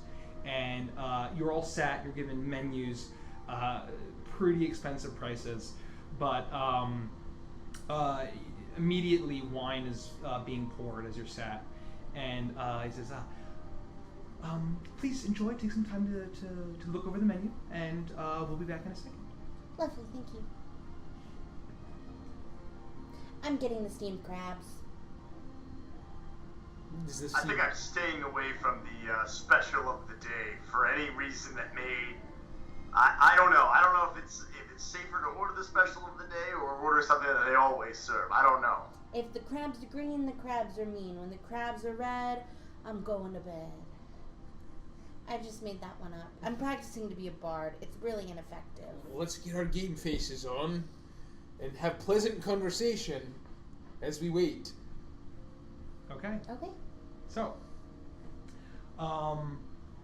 with that, you're kind of waiting, and then you hear a familiar laugh. No, that is so funny. And around the corner, with a flourish of a coat, you see turn around as he emerges into the dining room, and the laugh is so loud and it's so distracting. Everybody in this dining hall turns the eyes toward the direction.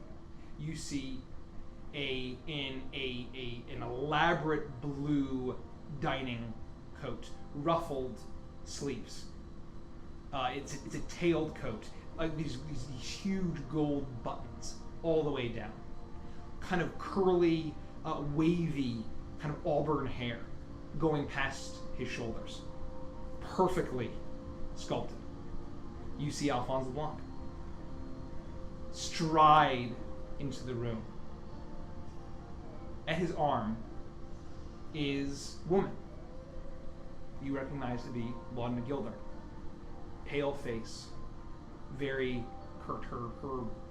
Her lips are so pursed together, her mouth may as well just be a tiny little, there's a knife cut. Her hair pulled back into a very tight bun, her dark brown hair.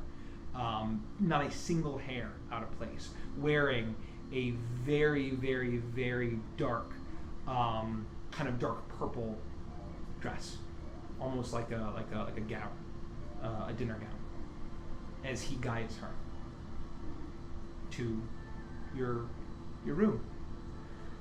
Well, if it isn't the heroes of Gullhaven, have we had the pleasure of officially meeting? Yeah, we have. I was dancing. So, I know we did, but I haven't seen your faces in the flesh. That's that's right. true. I may be a magic I man, was a fraud. but I can't see behind masks, darling. Oh my gosh, how funny. I know. Darling, you remember Laudna. Alphonse LeBlanc, how rude of me. This is never Laudna, met lovely her. Laudna Gilder. She's I'll beautiful. stand up and I'll Gorgeous. Lovely. reach Beautiful. out. Charmed. Beautiful. Thank you. Thank Beautiful. you. Wonderful. Avantris True Strike, the one and only, of course. Wonderful to meet you. Now, pardon me, I am mortified that I got pulled away on business. I am ever since I've gotten back to Agua, it is just unbelievable. The business. I'm so busy. I appreciate your understanding. Don't worry yourself for a second about it. I'm not a morning person. Well, I mean, it's. I mean, I normally am. That's when I get all my work done. But it is. I feel terrible. Well, no, don't worry about it at all. You're clearly very busy. Well, I thank you, and thank you for being so flexible to meet me here. So, what are we having? He looks at the menu, and he's flipping through, and the waitress comes back, and he says, "I'll have what I've always been having." And she brings out this incredibly expensive bottle of red wine, and he says, "They'll be drinking what they're served a little later in the evening. Can we have some fresh glasses for this, please?" And they take away your glasses that are like half drank. And no glass for me, sorry. I'm in mourning. I'm not allowed to drink. Oh. But I do appreciate it so much. I am so sorry to hear that.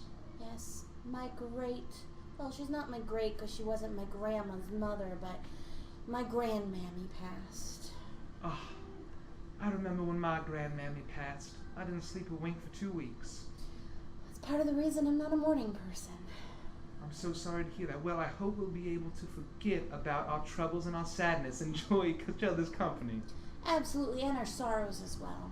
Yes, and I mean, unfortunately, I was with Laudna the night her husband passed away, and she's been mourning. Isn't that right? You were a mess, and we understand how terrible it is to lose someone close to you. It's very difficult. Laudna nods says, yes, it's difficult. Well, enough of this sad business. Have some of this unbelievable wine, please. I insist.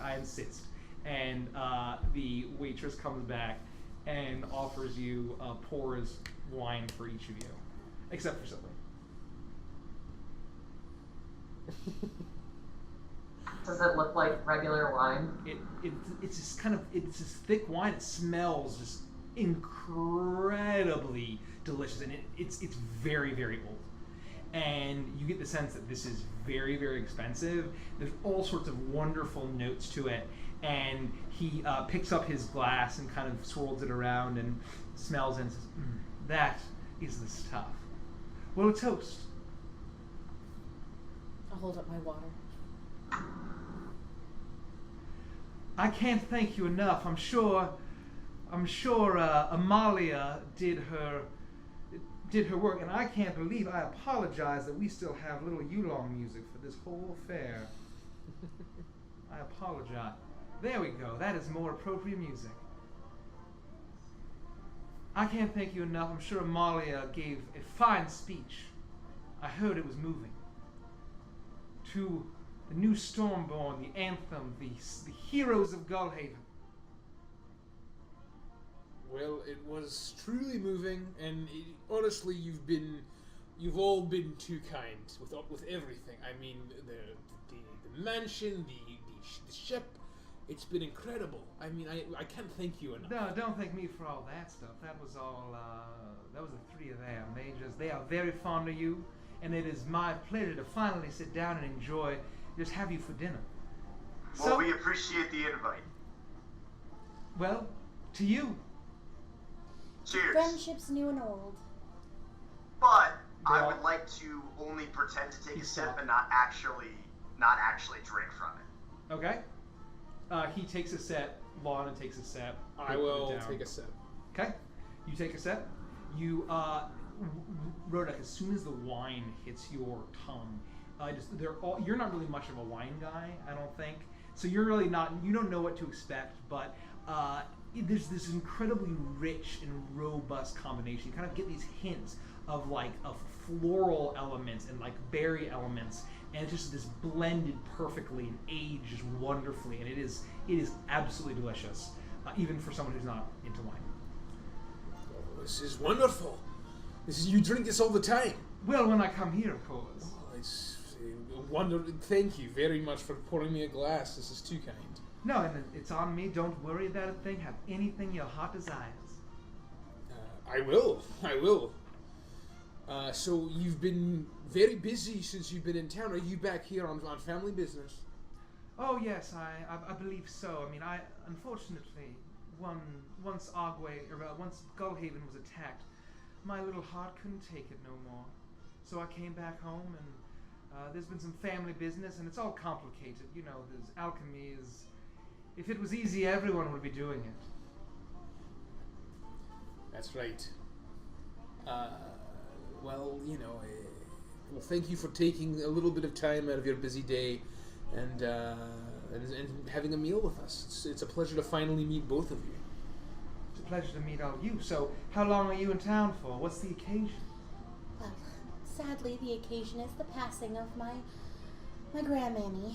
And we're in town as long as my family needs me. We are waiting for them to send word as to when the ceremony will be ready, and then we'll head out of Agua and into the swamps. My friends have never been there before, and it's easier for us and easier for my family if we just stay in town until preparations are ready. Well, I am so sorry to hear that. Please make a deception check.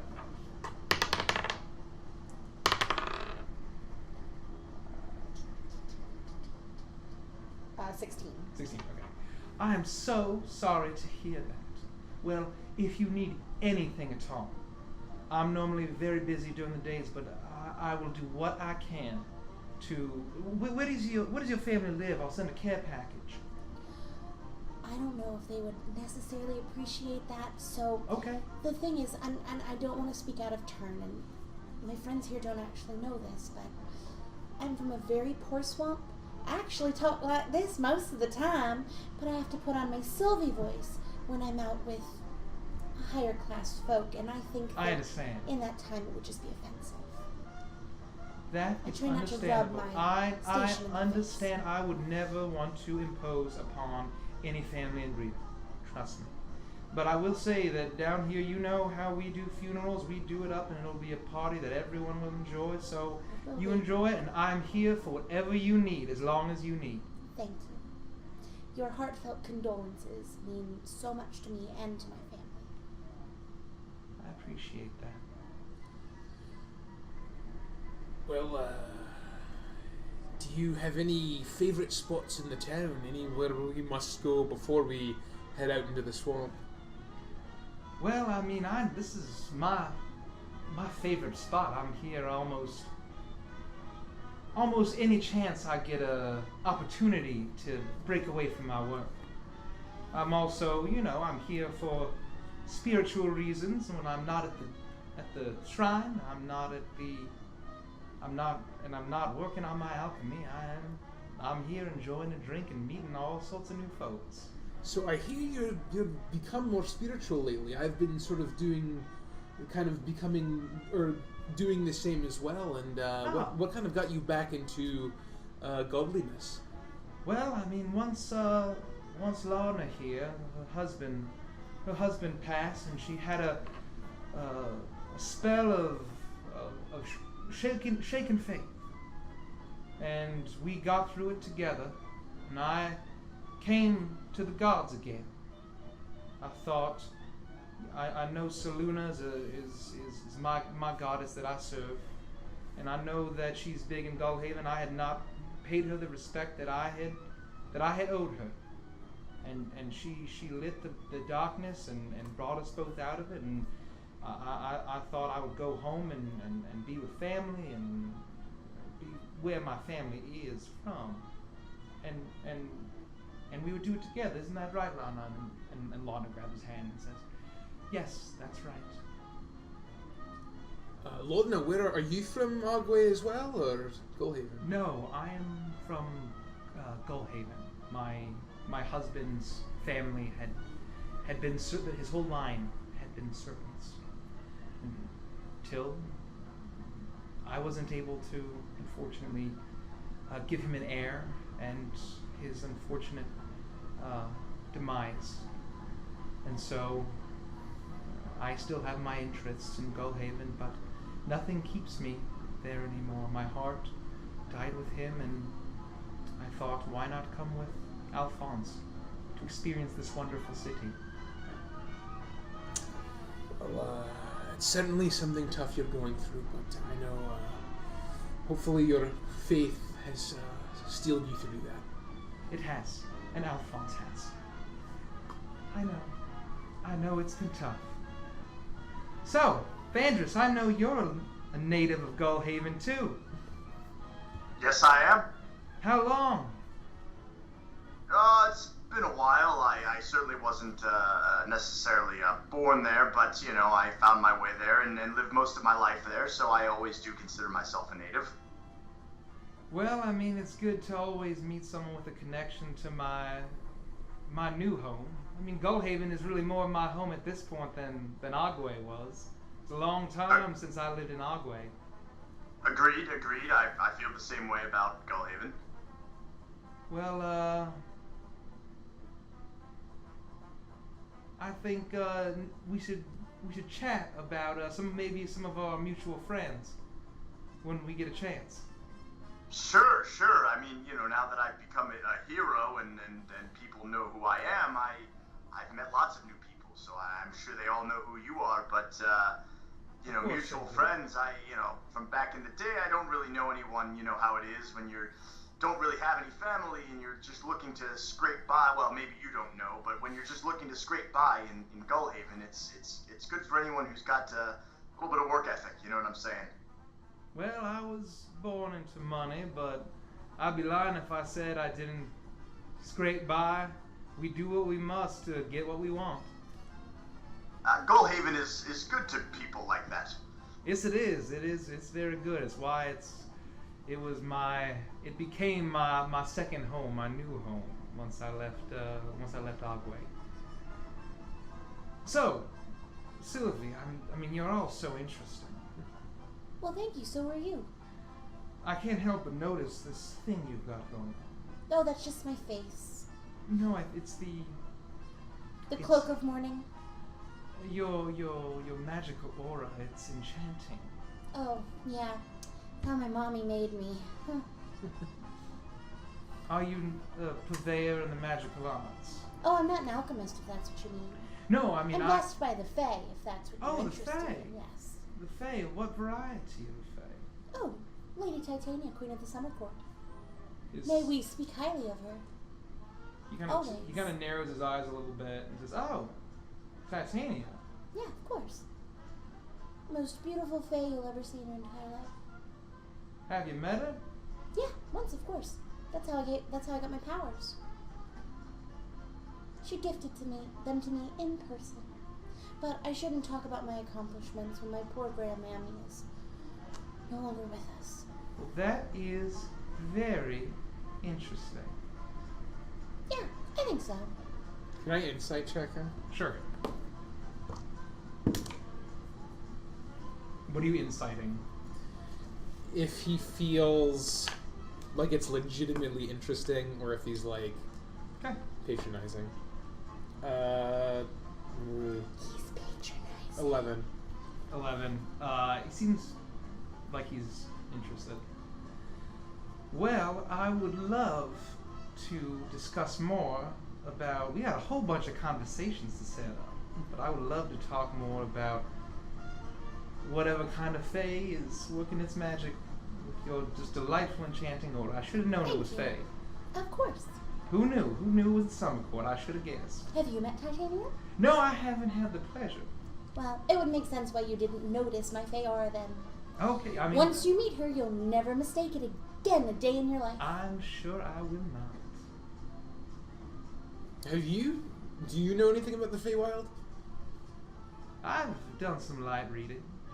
One with as much time as I've had is inclined to read, and I strive to better myself when I'm not working. Well, definitely a noble pursuit. And there's nothing better than the fae, so that's the best way to better yourself. I'm so funny! And in doing that, I want to try and give Avantris bardic inspiration. Okay. Take it.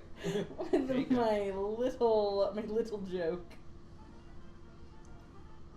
I will jot it down. Thank you. So, Annulin. Yes, sir.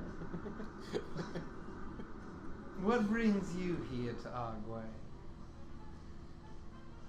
Well, I just came along with the gang to support our dear friend Sylvia in the time of need. Well, aren't you just the most altruistic friend? That is so good to hear that there are good people in the world still. It really is. You have to have faith in good people. That's true. I believe in goodness, and I believe in purity and the magical power. I believe it's magic. Yep, I have the bestest friends. Annulin, Avantris, Lumi, she's my pixie. Yep. Is that one of the tenets of Selûne? Oh, Selûne is all about purity. She's the Moon Maiden, and it is something we can only strive for, to be close to as pure as our Moon Maiden. So I gotta ask, since you've been here in Agua for a while, do you have any intention to return to Gullhaven? Or are you going to be throwing any more of your famous parties? I mean, we had an absolute blast that night. Well, I would hate to hear that those parties are coming to an end. Well, I am so honored and charmed that you enjoyed my masquerade ball. And you know, it's been a while, and I just don't have the same amount of friends here that I used to, unfortunately. So I generally I'm trying to make all sorts of new friends and entertain my old friends, but I haven't had a party in a while. And as far as Gullhaven goes, I hear everything's doing fine without me, and so I plan to return one day. But it is good to be home, I will say. There's the old saying, "There's no place like home." That is quite interesting that that Gullhaven they were in dire straits, and they were practically starving, and as soon as the blockade by the dragon turtle was lifted, they lifted their spirits up. It felt like the town was rebuilt in like 2 days. It's miraculous. It was a wonderful feeling. Sturdy people, what can I say? Have you heard much of Gullhaven since you left? Oh, I'm in correspondence with all the other serpents almost every day. So you're well connected. Yeah, I like to keep my finger on the pulse, you know. Right. Well, it was very. I know that I heard that when you had to leave, given kind of the emergency, they were quite distressed that quite a powerful man such as yourself left sort of overnight. It was. I think they were very concerned. I'm glad that that you were at least kind of keeping them. Oh, them of calm course, through of that. course. I would never leave my people hung out to dry, you know, whatever the saying is. Right. But I'm doing what I must for myself, and I'm fulfilling all of my duties just from abroad. Did urgent business in Agua call you away? Yeah, you could say that. It's a family business. It's very sensitive stuff, and you know how it is. The Family drama. Oh, I know. Oh, of course. Oh, I know. Oh, Hey, relatives. that's right. You understand? May their souls rest in peace. Well, right. Grand True. Remy. People are lucky to have families. That's right. I will say though, you're new to Agua, so you may not know. I must give a word of warning. I would not trust anyone here. You can't trust. I hate to say this about my own town, but there are a lot of unscrupulous people who you should not trust. There's a lot. There are gangs that gangs run this town. If you keep your nose out of trouble, you shouldn't get into trouble. But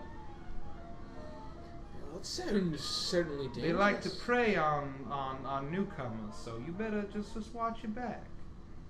Well, you know us. We're heroes. We of course we stay out of trouble. We like to make sure everyone's doing all right. Well, that's good to hear, but I'm telling you, the likes of any, I would stay in the Magnolia Promenade if I was you, and stay away from that hungry catfish. You don't want to mess around with Remy Guru. So you, Well, go ahead. no, please, Rodek. I didn't mean to cut you off after you. I was just saying, it's. I'm honestly surprised that, we've had such a lovely time so far. I never would have guessed that this place would be so kind of treacherous. Well, it's every light side has its dark. That's what Even the moon casts a shadow. It's just the reality of the situation. Is there anywhere in town that we can trust? Is the Magnolia Promenade really just... Is it the best place to be?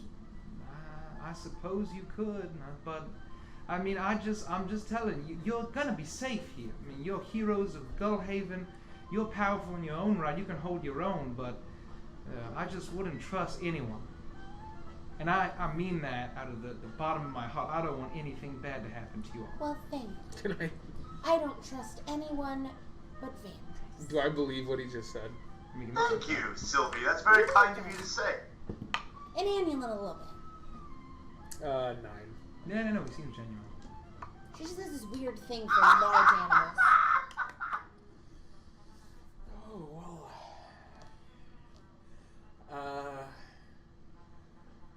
We'll be certain to keep an eye out, and we'll be, we'll have our wits about us. We Yeah. always do. We always do. Well, that is wonderful to hear, and I'm sure we will cross paths many a time here. It's only natural for such strong personalities. That's right. Let's say we do get in trouble unintentionally, for whatever reason. We're kind of strong personalities in this new town. How would we reach you? Can we just call on you at home?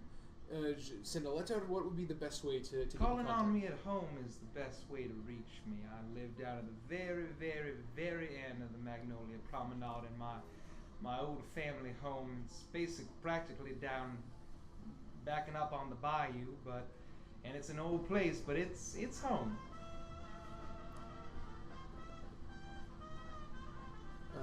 It's the LeBlanc estate. I don't know if you could probably ask around and find it pretty easy. I figured.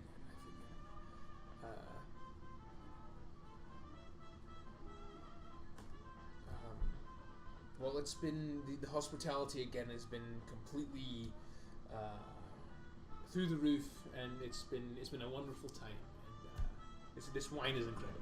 Yeah, and if you ever have a day to yourself and you want to enjoy some fun in the sun, we have a ship, and we would love to take you sailing. It would be beautiful for all of us. Well, that would be delightful. I think I may take you up on that if I just can get away from my work. You know how hard it is. I work like a dog, don't I, Lana? Yes, you do, dear. I mean, I work almost, not as hard as when she went back to school and she went to college and got an education up in Anzu. She put my work ethic to shame. Let me tell you. Oh, is this recent? Oh, it was within the past 5 years. Yeah. No, I mean. That's wonderful. It's always good to expand your intelligence and your Yes. education. No, thank you. I mean, Bromald was never supportive of me getting my own education, but once I finally got to know Alphonse, he was very insistent that I should be my own independent woman, learn about the world, and he encouraged me to defy the wishes of my husband, and go get an education for myself. I always encourage the people I love to defy the wishes of their husbands. Yeah, it was liberating. What did you study? If I may ask, what did you study while you were at Anzu? Oh, I studied geography. Like just about our continent or the entire world? Yes, of course. I've always wanted to travel and just have never been able to do it. And so I wanted to learn about the world and see the world, and I got a diploma in geography, and I still do what I do as a silver serpent, but it was well worthwhile. It was something that I did for myself. Well, as long as you didn't get it in the arts. No, I did not. And she kind of her tiny slit of a mouth kind of cracks with the smile. And Alphonse, am I right? I'm right. I mean, I never even went to school. I never got an education. I had my tutors, and I didn't need any of that. Well, Lorna, do you have any fun geography trivia bits you could give us about the world? Tell me something Maybe interesting. your favorite continent. Yeah. Well, my favorite continent is. Have you ever been to Striga?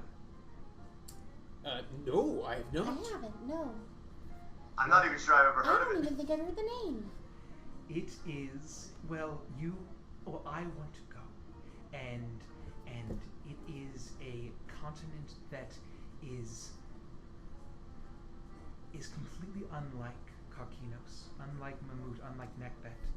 It's dreary all the time, and it rains constantly, and there's this huge, there's mountain ranges and forests, and it's been, people have lived there for thousands of years, and there's still more mystery about the creatures and the inhabitants than would be even possible. Wow, that sounds like the exact opposite of things that I like. That's so cool! And they say that it has a special connection to other planes of reality. Wow, that's really neat. Well, you know about other planes, just like the Feywild, Yeah, right? like the Feywild. Well, this would be the Shadowfell. Oh, I'm not familiar with the Shadowfell. Well, we'll talk about that later. I would love that. When you come visit Alphonse and me to talk about your fate Yeah, powers. I would love that. That Because would be I great. like things that are the exact most different oppositeness of me. Great. Well, then we'll talk more about it. Cool. Bro. So, not to assume that this meeting is anything other than hospitable, because it truly is, and we love your company and we love the invitation.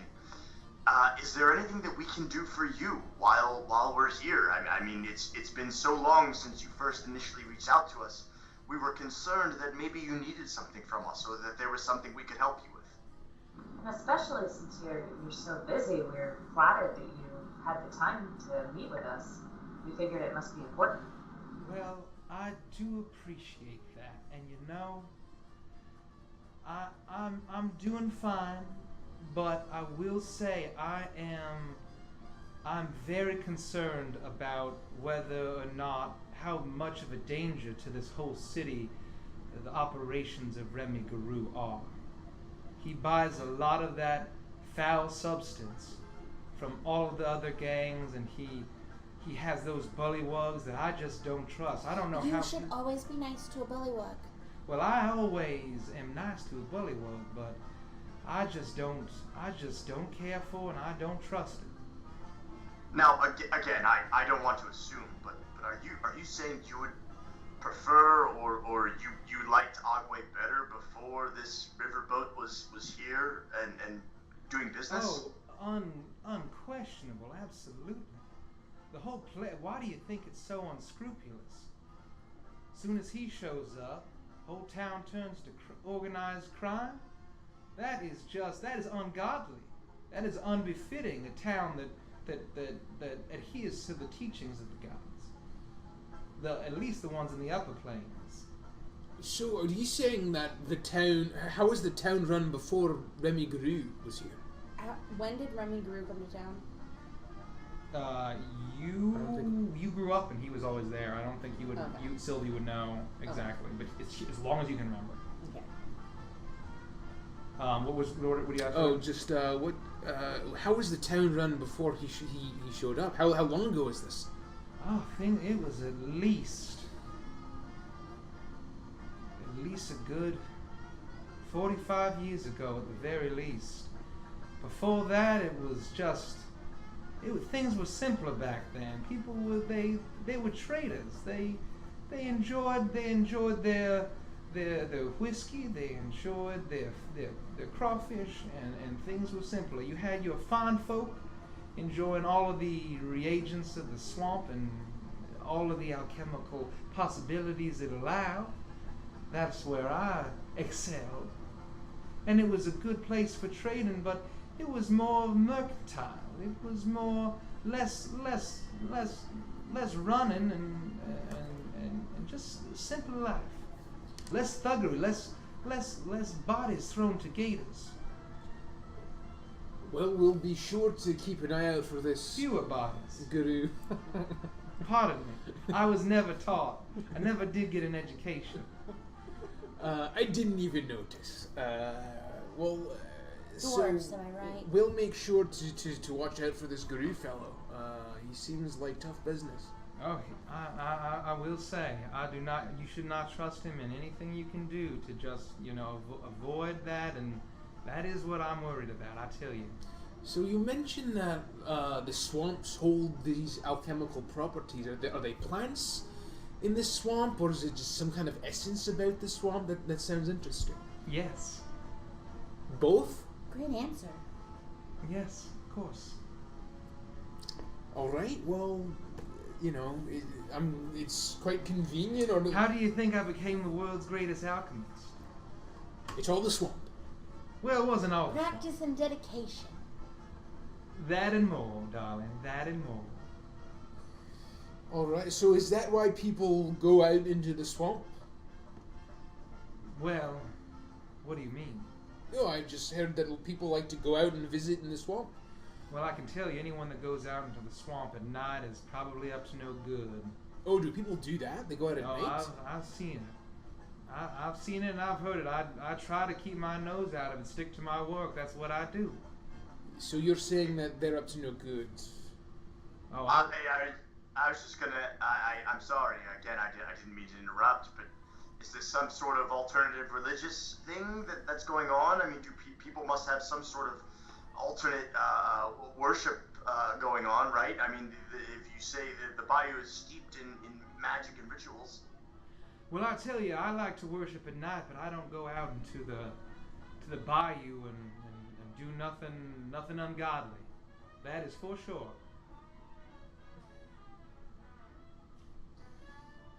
Fucker. I think I want to go in an old crimmy. I apologize. Well, there it is. Well, again, it sounds like this town is beautiful and wonderful, but has some dark sides to it. If only someone could get rid of Remy Guru, I'm sure it would go back to how it was. Like, get rid of as in... I didn't say nothing. I'm just... Well, those are certainly very wistful musings, and I wish you the best in that. I apologize. Like I am more he just wistful than seems normal. like somebody who's just trying to run a business, and I can't speak any further than that. Well, agree to disagree, Vandals. What looks good on the menu? And so, yeah, you all go to your menus and you order dinner and The crab legs. Yeah, I'm assuming like we're having this conversation. you're over having this dinner, conversation. right? You're ordering dinner, and Right. so it kind of we'll just say the conversation goes on, and if there's anything else you guys want to talk about, Just pleasantries and. I can't think of anything else. I feel like we ran the gamut here. We'll just tell stories of where of what we did and all and that you stuff. a giant two-headed vulture. Well, I have heard of all of the cockamamie things, and for it to That's puke pretty sweet. to puke all over you and die. What a tale! You're right. It was quite sweet when they puked all That over island us. was pretty exotic. I wish we had some more time to explore the island than what we saw, because I feel like we only saw a very small portion, even though it is a rather small landmass itself. There seemed to be a lot we didn't get to see. Not that there's anything there, but it could have been interesting, especially for adventurers like us. Well, I have to say, you were mighty kind to, you were very kind to let all of those croc folk live. I wouldn't have been as kind, but it was your decision to make.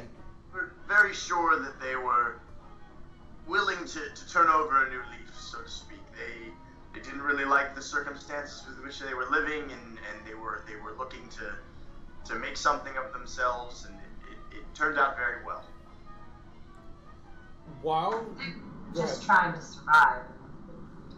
All do what we need to do to try to survive. Isn't that the truth? We'll do whatever it takes to survive. Is that right, Lana? And Lana kind of grabs his hand and squeezes it a little bit. And Just real quick. Yeah. So just throughout dinner, I want to try to get glimpses like in his mouth or like Okay. on his neck to see if I can see any. Would I even know to look for that? I don't even make know. a perception check. As you're doing that, Lana gets a salad for dinner. You And gotta get rid of those dice. I know. Lana gets a Jeez. salad for dinner, and Alphonse gets a steak. And they're just eating, and he's like really just eating and drinking just All the deeply. crab. Okay. I got a 9. 9. Okay. You don't see anything out of the ordinary. And I can see the skin on their neck. Yeah, just- you see the skin Okay. on the neck, and it seems to be, he's kind of like this pinkish hued skin, and she's fairly pale, but nothing looks out of the ordinary.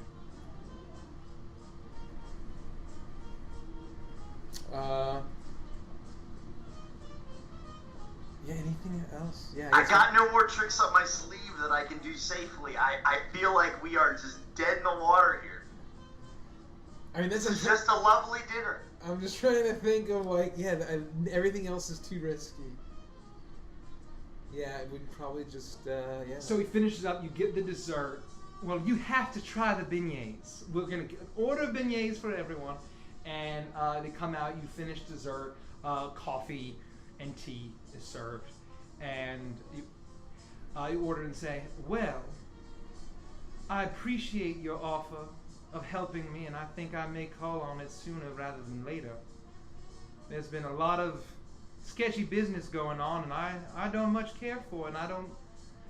And you are all true heroes. Well, thank you. And, it's what we do. Well, I very much appreciate it. You know where to find me. And they all stand up and walk out. They're walking out, a different door? So we're all standing up, and Okay. are you all like walking out together? Yeah. Yeah. Sure. Okay. So you walk out. Shall we walk you back to your hotel? What time is it? It is. It's probably 11.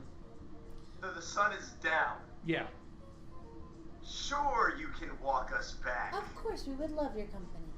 Okay. The sun is down, and So you all walk. You're chatting. He's telling kind of jokes and laughing way too loud at them, and some things that really aren't jokes and still laughing, and kind of like Lon is attempting to chuckle along, but it isn't going swell. And you get back to the hotel, and he says, "Well, we'll make our way back to my estate, and we should do this again. This is fun. Would love to. This was pleasant. I Absolutely. missed all my friends." Well, you have 4 new friends in Agua. What a pleasure. Well, you keep an eye out and being this close to up there. And then he kind of nods at where the catfish would be, and he says, "You keep an eye out. It's dangerous, especially for someone as powerful as you are." We will. Well, Thank you. have a wonderful evening. And he bows to you, and kind of with a flourish, his shirt ruffles kind of flap in the breeze, and Lana does a little curtsy, kind of with her hands folded, and says, "It was lovely sharing facts about geography with you. Have a wonderful evening." It was a Thank pleasure. you, you too. Good night. Good night. And then they lock arms and begin strolling out. He pulls out a very long cane and starts whistling and twirling it with his free arm. And you go into your hotel. All right, that was weird. I'm gonna be honest. I didn't expect him to dislike or even hate Remy as much as he did, but other than that, it was a relatively normal dinner. Besides the whole Remy Guru thing, which I honestly did not expect to them to be so blatantly, openly at odds. That was the only thing that kind of stood out to me. Other than that, I feel like we didn't really get anywhere. I want to inspect at least one of them and see if they seem like they have any kind of added effect to them. I have lesser restoration, so I want to see if I feel like there's anything about them that make me feel like that's Magical or physical? Medicine or arcana? Your pet. Magical. Your pet. Arcana. 10. 10. They seem fine. Yeah. So you're in the lobby?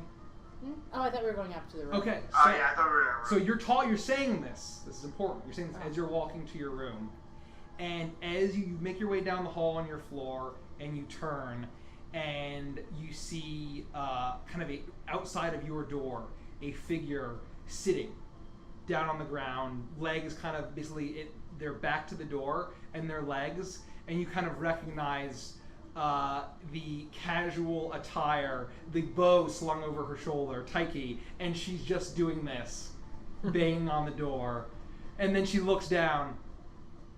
"Oh, you're not asleep."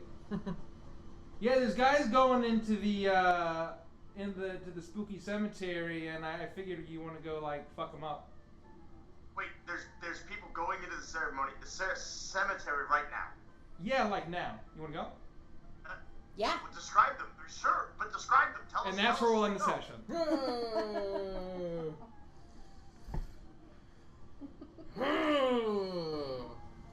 Fucking Alphonse, man. Ugh. I'm There's- glad You we just slow stabbed played it. him in the throat. Right? I'm glad we're slow playing it. We didn't fuck anything up.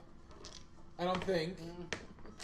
I just want to point out that Mikey said multiple times, I don't want to leave them laying out to dry. He has his finger on the pulse. And he did say having He us did. for dinner. He did. By the way, I stole your die. What Somehow. die? Your d20. Oh. That's probably not a good idea. He rolls really poorly with those dice. Yeah, well, we didn't, yeah. Well, thank you guys for tuning in. We're glad to be back with Prime. We'll be back again. I'll be DMing again on Saturday. Yes. Another long session. These two jokesters will be in the flesh at this table. Yes. Yeah, I get to In touch the them. dreary continent of Striga. Yeah, Yeah. The Striga was name dropped. That is the continent that our Beneath Dark Wings campaign takes place. Yeah. Slam Squad, D&D, and chat I will figured also I'd just be here with openly us. shill it. I'd openly shill it in Prime. You know, we gotta cross promote. Yeah. Shill some Striga. Yeah. So anyway, we'll see you guys Saturday. Let's raid Please join somebody. us at around 1 or 2. We'll raid. We'll find someone to raid if you guys want to stick around. We love you guys. So yeah, I mean, since we last saw you, we went to the beach. We got Kind of. evacuated after 2 days. by Hurricane Florence, so that was fun. Flo let us go. Flo, but then we did a nice fun staycation in this abode, and so, you know, it was a good time. We hope you all are doing well. You're all happy and healthy and having a fun time playing lots of Dungeons and Dragons yourself. So let us raid. We'll raid Perception Studio. They have We'll really raid fun Perception puppets. Studio. Yeah, the puppets. They got purpets. Stick around and spread the love of the Avantris fam. Yeah, Thanks great. for the kind words, Hellhound Gang. Thanks. You know, we always love. It feels so good to DM again. I feel like it was a little rusty, but it was a good time. Yeah, it was good to get back in the saddle. I've had to pee for 3 hours. My Scottish accent, I gotta work on it again. I feel like I lost a little bit, but it's good. Are we rating? We're rating. Yeah, we're rating When? It's gonna happen Perception in a second, Studio right? now. Oh, when? Oh, there's a button now. Oh. There's Right no now. timer anymore. Okay, we're we're rating. rating We're now. rating. Now. Two, Bye. guys. Bye. Bye.